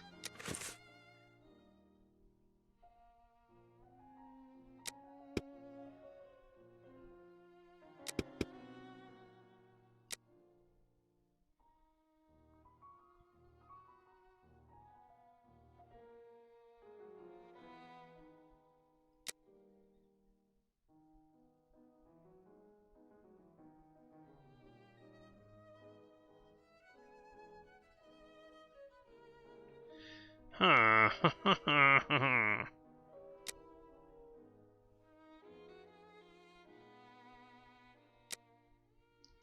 As agency.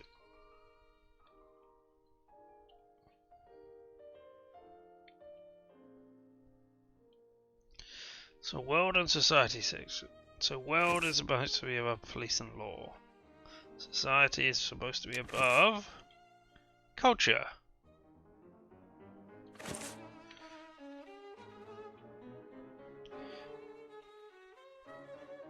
Maybe I've got those the wrong way around. Let's... Yeah, there we go, I did. I had them the wrong way around. Fine. These envelopes contain dispatches of police and judicial cases. Now, I need to open them discreetly. I must try to unglue the openings.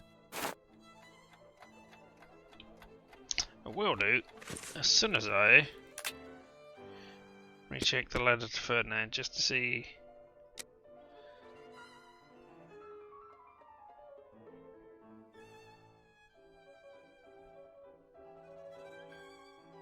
Ah, yeah, okay. You could easily confuse the politics with society sections on his right. Yes, so I should have known that. Yeah, that was on the other side. That's great. thank you for pointing out how I could have worked out the thing. It's always good. I always enjoy working out how I have solved the puzzle, even after I have solved it. If you see what I mean.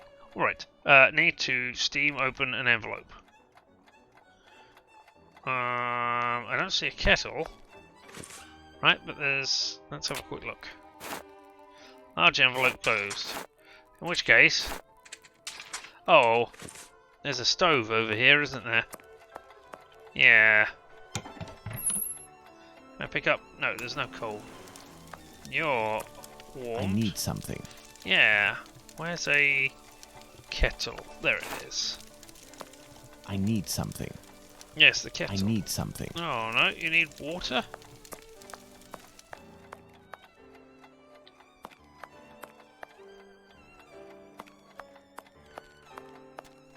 Or do I need to combine envelope and kettle? Nope. Let's... These envelopes contain dispatches of police and judicial cases. Now, I need to open them discreetly. I must try to unglue the openings. Yeah, I know. Do I need to close that?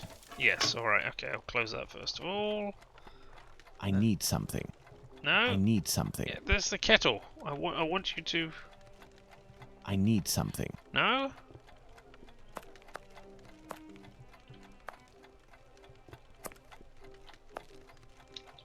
Right, so there are only two things there. That's great. Yeah. Do I try... These envelopes contain... Oh. Right, do I put the kettle on there? No, that just opens and closes that now. I need something. Do I try and combine it now? You're a tea... That is not a teapot. That is a kettle. Do I phone out for water? Or envelope ungluings? No.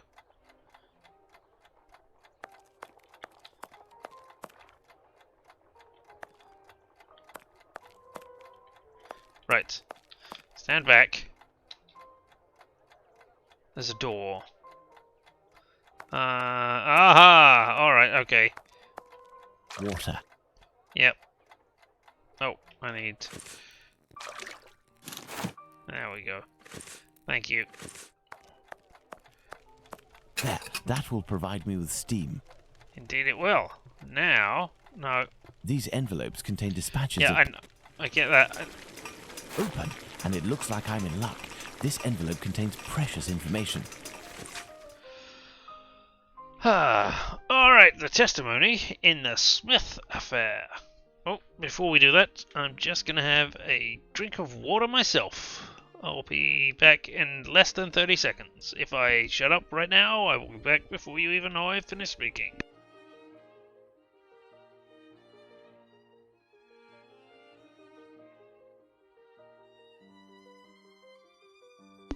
Did you realise I had finished speaking? I hope so, because there was silence.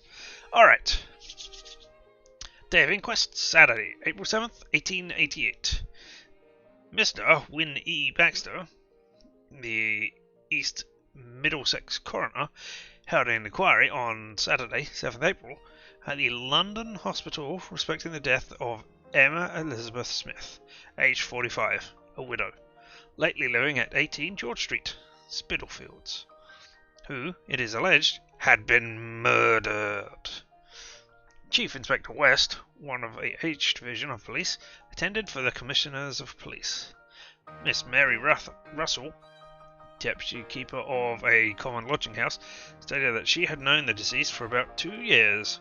On the evening of Bank Holiday, 2nd April, she left home about 7 o'clock and returned about 4 or 5 the next morning in a dreadful state. Her face and head had been much injured, one of her ears being nearly torn off. She told the witnesses that she had been set upon and robbed of all her money. Witness took her to the hospital, and when passing along Osborne Street, the deceased pointed at the spot where she was assaulted. She said there were 3 men, but she could not describe them. Mr. George Haslip, house surgeon, stated that when the deceased was admitted to the hospital, she had been drinking but was not intoxicated. She was bleeding from the head and ear and had other injuries of a revolting nature. Witness found that she was suffering from rupture of the peritoneum, which had been perforated by some blunt instrument used with great force. The deceased told him that at 1:30 that morning she was passing near Whitechapel Church when she noticed some men coming towards her. She crossed the road to avoid them, but they followed, assaulted her, took all the money she had, and then committed the outrage. Oh, yeah, not good. She was unable to say what kind of instrument her assailants. Oh, she could. Mr. Lion there, didn't I? She was unable to say what kind of instrument was used, nor could she describe her assailants, except that she said that one was a youth of 19. Death ensued on Wednesday morning, 4th April, through peritonitis set up by the injuries.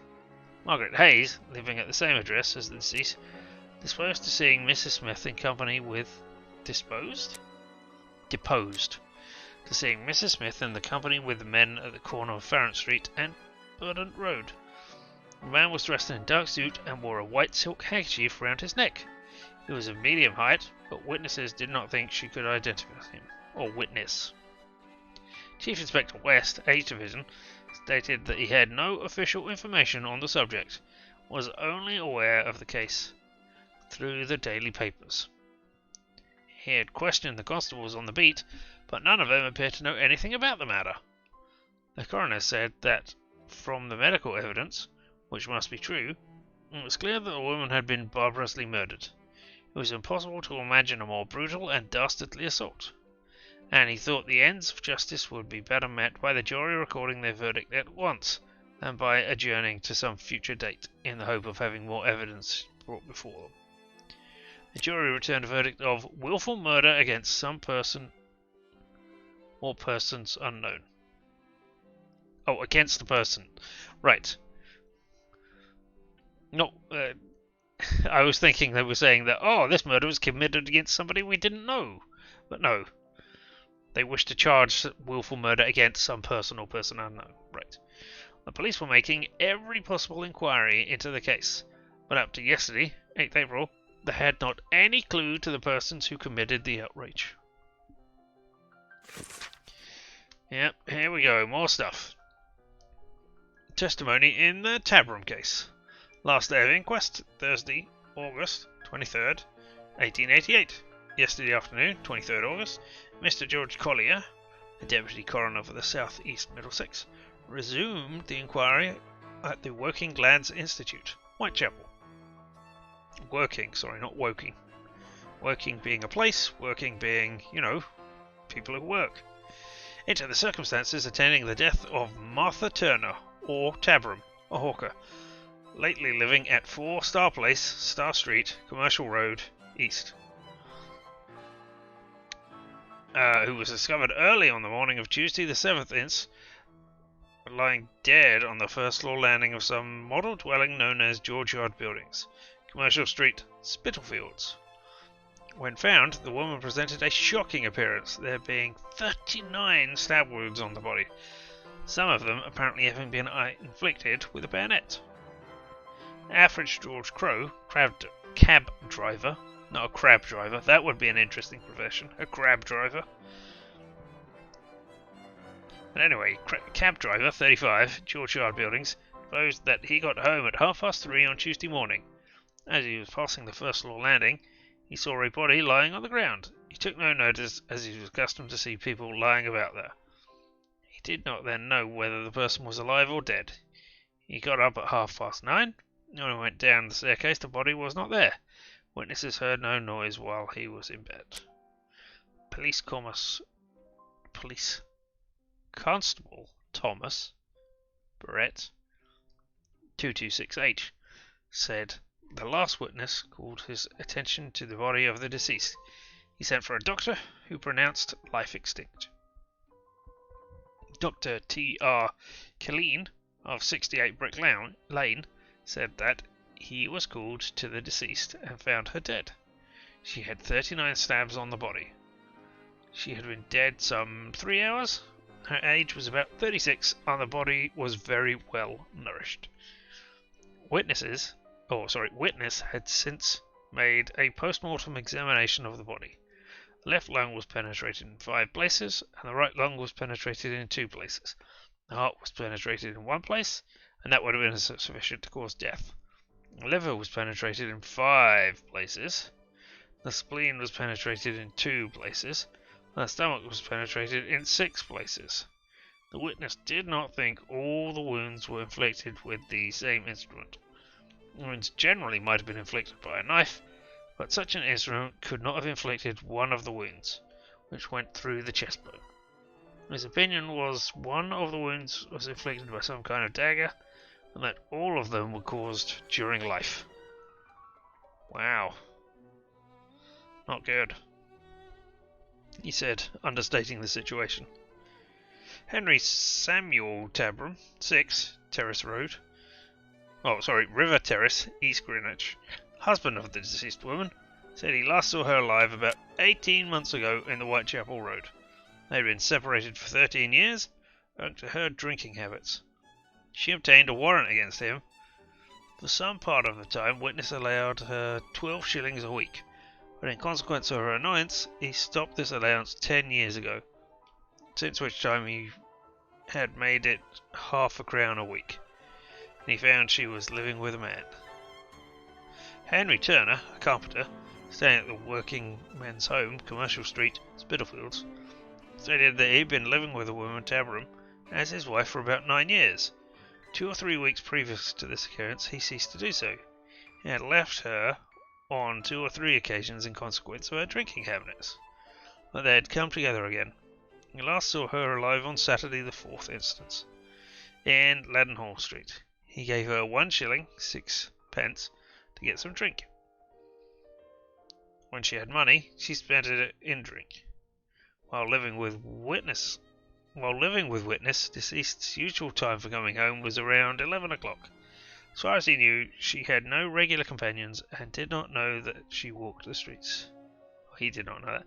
As a rule, he was, he said, a man of sober habits. When the deceased was sober, they usually got on well together. Miss Mary Bosefield, wife of a woodcutter residing at 4 Star Place, Commercial Road, knew the deceased by the name of Turner. She was formerly a lodger in her house with the man Turner. The deceased would rather have a glass of ale than a cup of tea, but she was not a woman who got continually drunk, and she never brought home any companions with her. She left without giving notice, and owed 2 weeks' rent. Mary Ann Colley, Pearly Poll, who at the suggestion of Inspector Reed was cautioned in the usual manner before being sworn, stated she had been for the last 2 nights living at a lodging house in Dorset Street, Spitalfields. Witness was a single woman. She had known the woman Tabram for about 4 or 5 months. She knew her by the name of Emma. She last saw her alive on Bank Holiday night, when witness was with her about 3/4 of an hour. They separated at 11:45. Witness was with Tabram and 2 soldiers, 1 private, 1 corporal.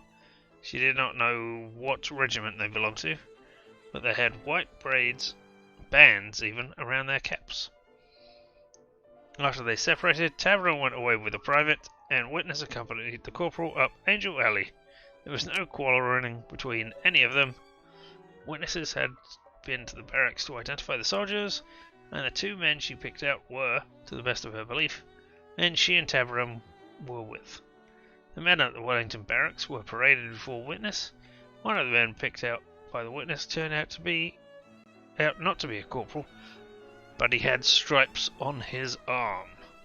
So is that sergeant for the stripes?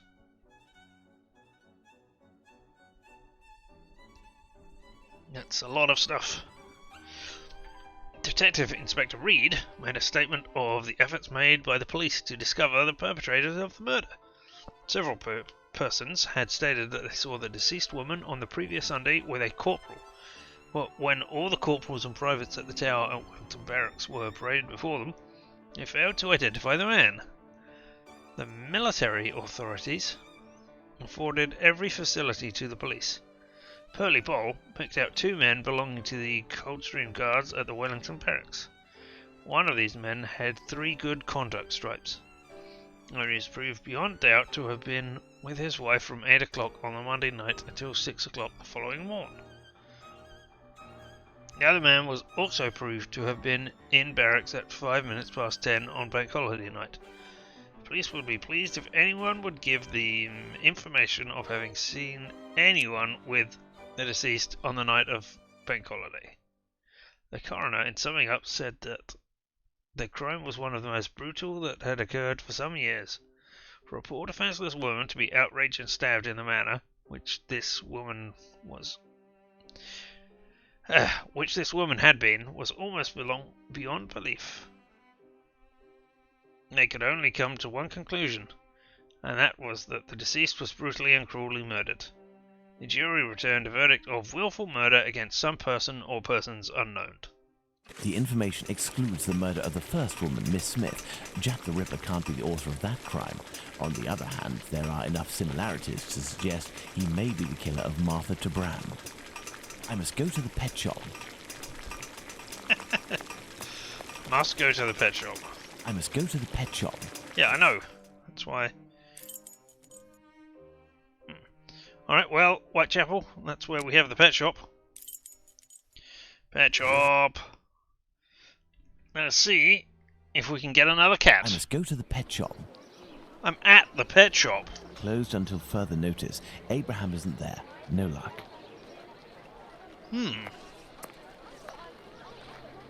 Where do we go then? Beep beep. Oh, beep beep. Good evening. Oh, good evening, sir. Beep beep. Do you know why Mr. Solomonich's shop is closed? No, I don't. Perhaps his cousin, the cobbler, knows. But I believe the police came to take his animals. I think that might have something to do with it. Oh. When was this? During the day. The kids you were with the other day were there, they told me. They just came by to ask for some cat's meat. They didn't have any money, but I gave them some anyway. Ah.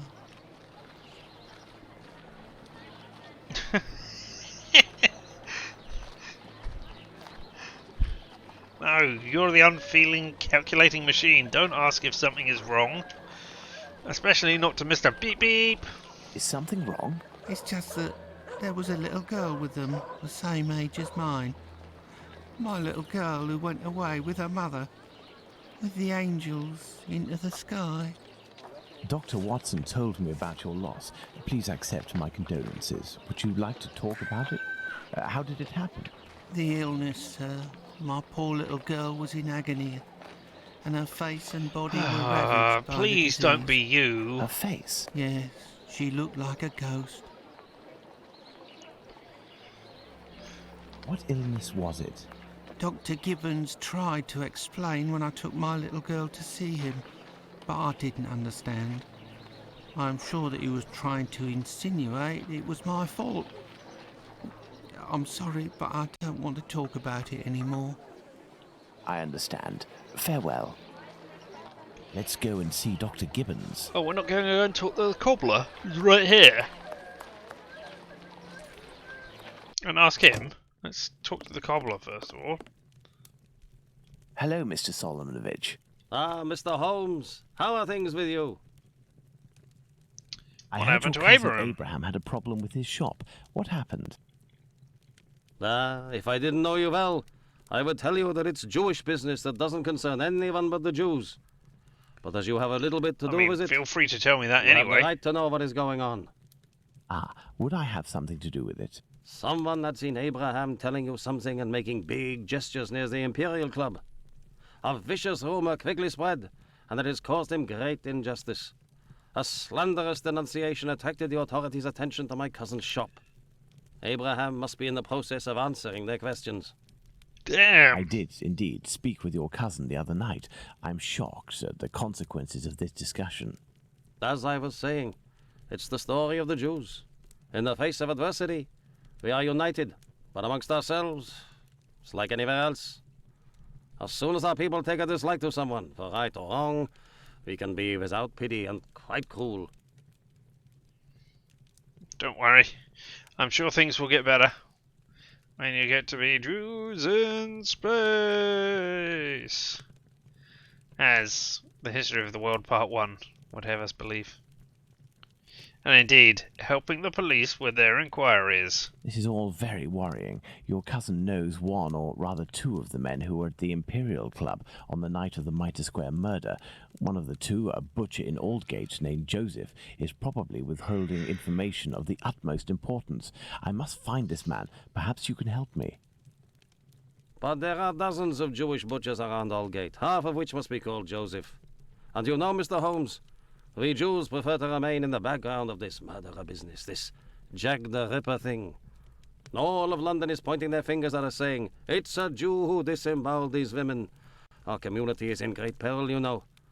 There was the business with Lipsky and Leather Apron. I will see what I can do, but I don't promise anything. I compliment you on your rigid beard again, sir. Or, rather, I complimented your cousin. Now I compliment you. Very well. We may meet again, Mr. Solomonovich. You are most welcome, Mr. Holmes. I feel like I'd Let's batter go and somebody see to Dr. death with Gibbons. that beard.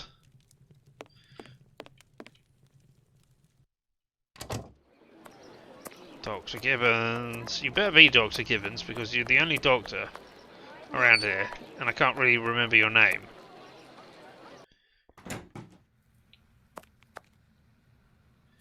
Always those same beds which are occupied. Anyway, doctor person. Hello, Doctor. Do you remember me? I'm Sherlock Holmes, Dr. Watson's friend. Oh, yes. Excuse the mess, but I am doing a bit of tidying. I mean, I assume you're Dr. Gibbons. Still, you haven't said your name or anything, but tell me. I have come to see you about a Mr. Hardyman, a cat food seller by trade who recently lost his daughter and wife. Yes, I know him. A tragic story. Is there something about the disease which ravaged them which would continue to make the man say beep beep all the time? Actually, I was hoping you could tell me about the disease that took his daughter, a disease that would have attacked her face. Well, to keep it short, we are speaking of syphilis, Mr. Holmes. You must certainly know that it is transmitted through intimate connections, and that the vast prostitute That is population not how you here spell contributes connections. to its inevitable progression. It destroys individuals by spreading through the body slowly. The most obvious symptoms can be found in the genitalia and on the face in the form of pustules or lesions. Sometimes this illness can destroy whole families. The father catches it from a prostitute, he transmits it to his wife, who in her turn passes it to the kids which she bears or nurses. These cases are numerous in the vicinity. Certain children, and this is the case of the little girl whom I won't name, suffer from an emaciation of the face which will, apart from predicting an imminent death, bring infamy upon the family. Tell me about this emaciation of the face. Emaciation of the face? Yes, what we sometimes call the pox. I will give you a photograph. No, don't. One cannot be mistaken on the origin of such a face. The eyes seem to be void of lids. The nose is inexistent, as if it was cut off. And the cheeks are chiselled, as if cut with a knife. This loss of facial matter, this emaciation, is, in this area, often the gift from a father to his children. Can I keep this photograph? I should destroy it. But if it can remind you that one must sometimes think twice before giving in to physical attraction... I always seem to find myself alone in such cases. Thank you, Doctor. Yeah, great. That's I've paced thanks. up and down That's Whitechapel just what I enough. wanted to see. I should return to Baker Street in order to reflect on the new facts that I have discovered. All right, okay. Let's not even bother with that then. Let's just go straight back to 221B.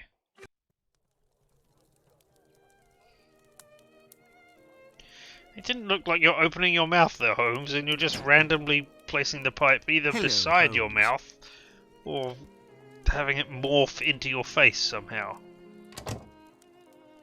Good day, Watson. Listen, Holmes, I know I should have got here sooner to give you a report on my research, but this case has led me to neglect my patients and my wife more than I care to admit.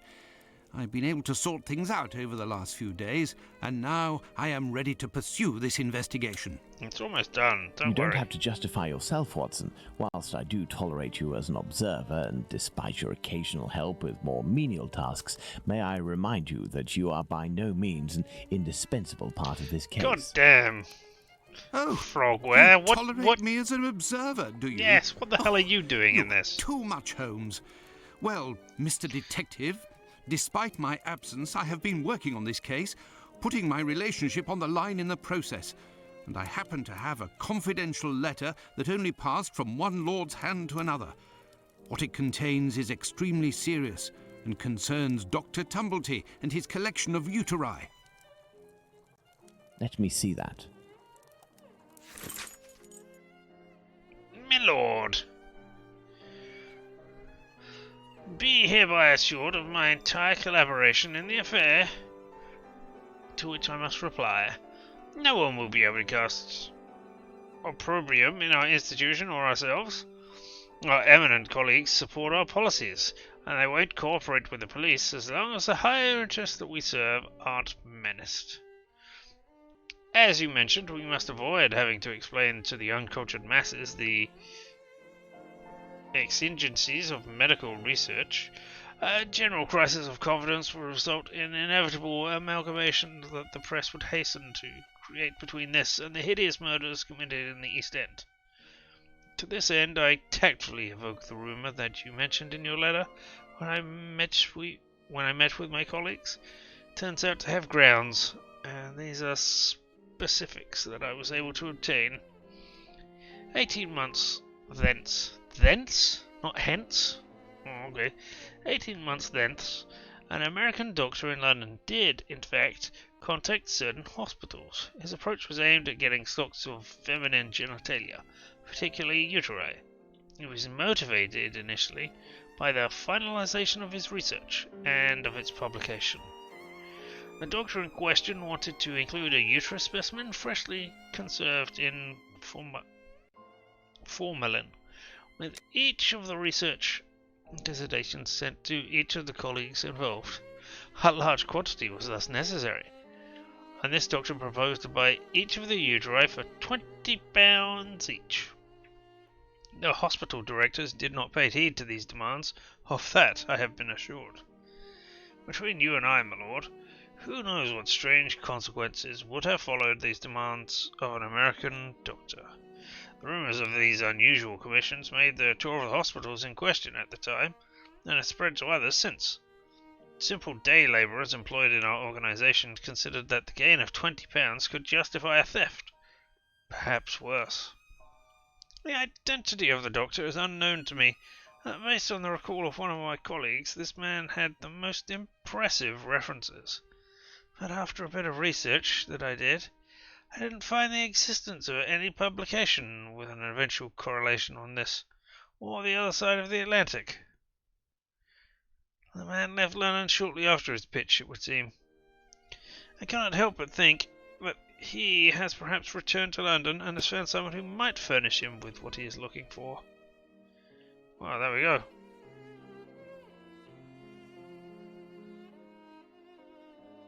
Indeed. Alright, you enjoy your time away, and I will probably wrap this up very soon as well anyway. But yes, you have fun. I appreciate you having spent some of your limited time here with me. Excellent. This American could turn out to be of great use to use. That's right. And that's not all. To us. I did some research and use? finally found an illness that affects the genitalia and can, in certain cases, cause facial symptoms resembling the mutilations seen on the last victim. Don't It do is it, called, Sherlock. would you believe? Syphilis and the emaciation that can be seen in affected children. I have known that for days, Watson. Really? Listen, now you're already here, Watson, we may as well continue the investigation. Do you remember the map on which we established the area in which our killer lives? I think we should continue our study. Alright, am I meant to look at the map again, am I? Yeah, let's do Well, I this map discovered the thing. case of another murder before that, that of Bucks Row. It happened in George Yard. We shall put it on the map in order to see if it corresponds to our area of research.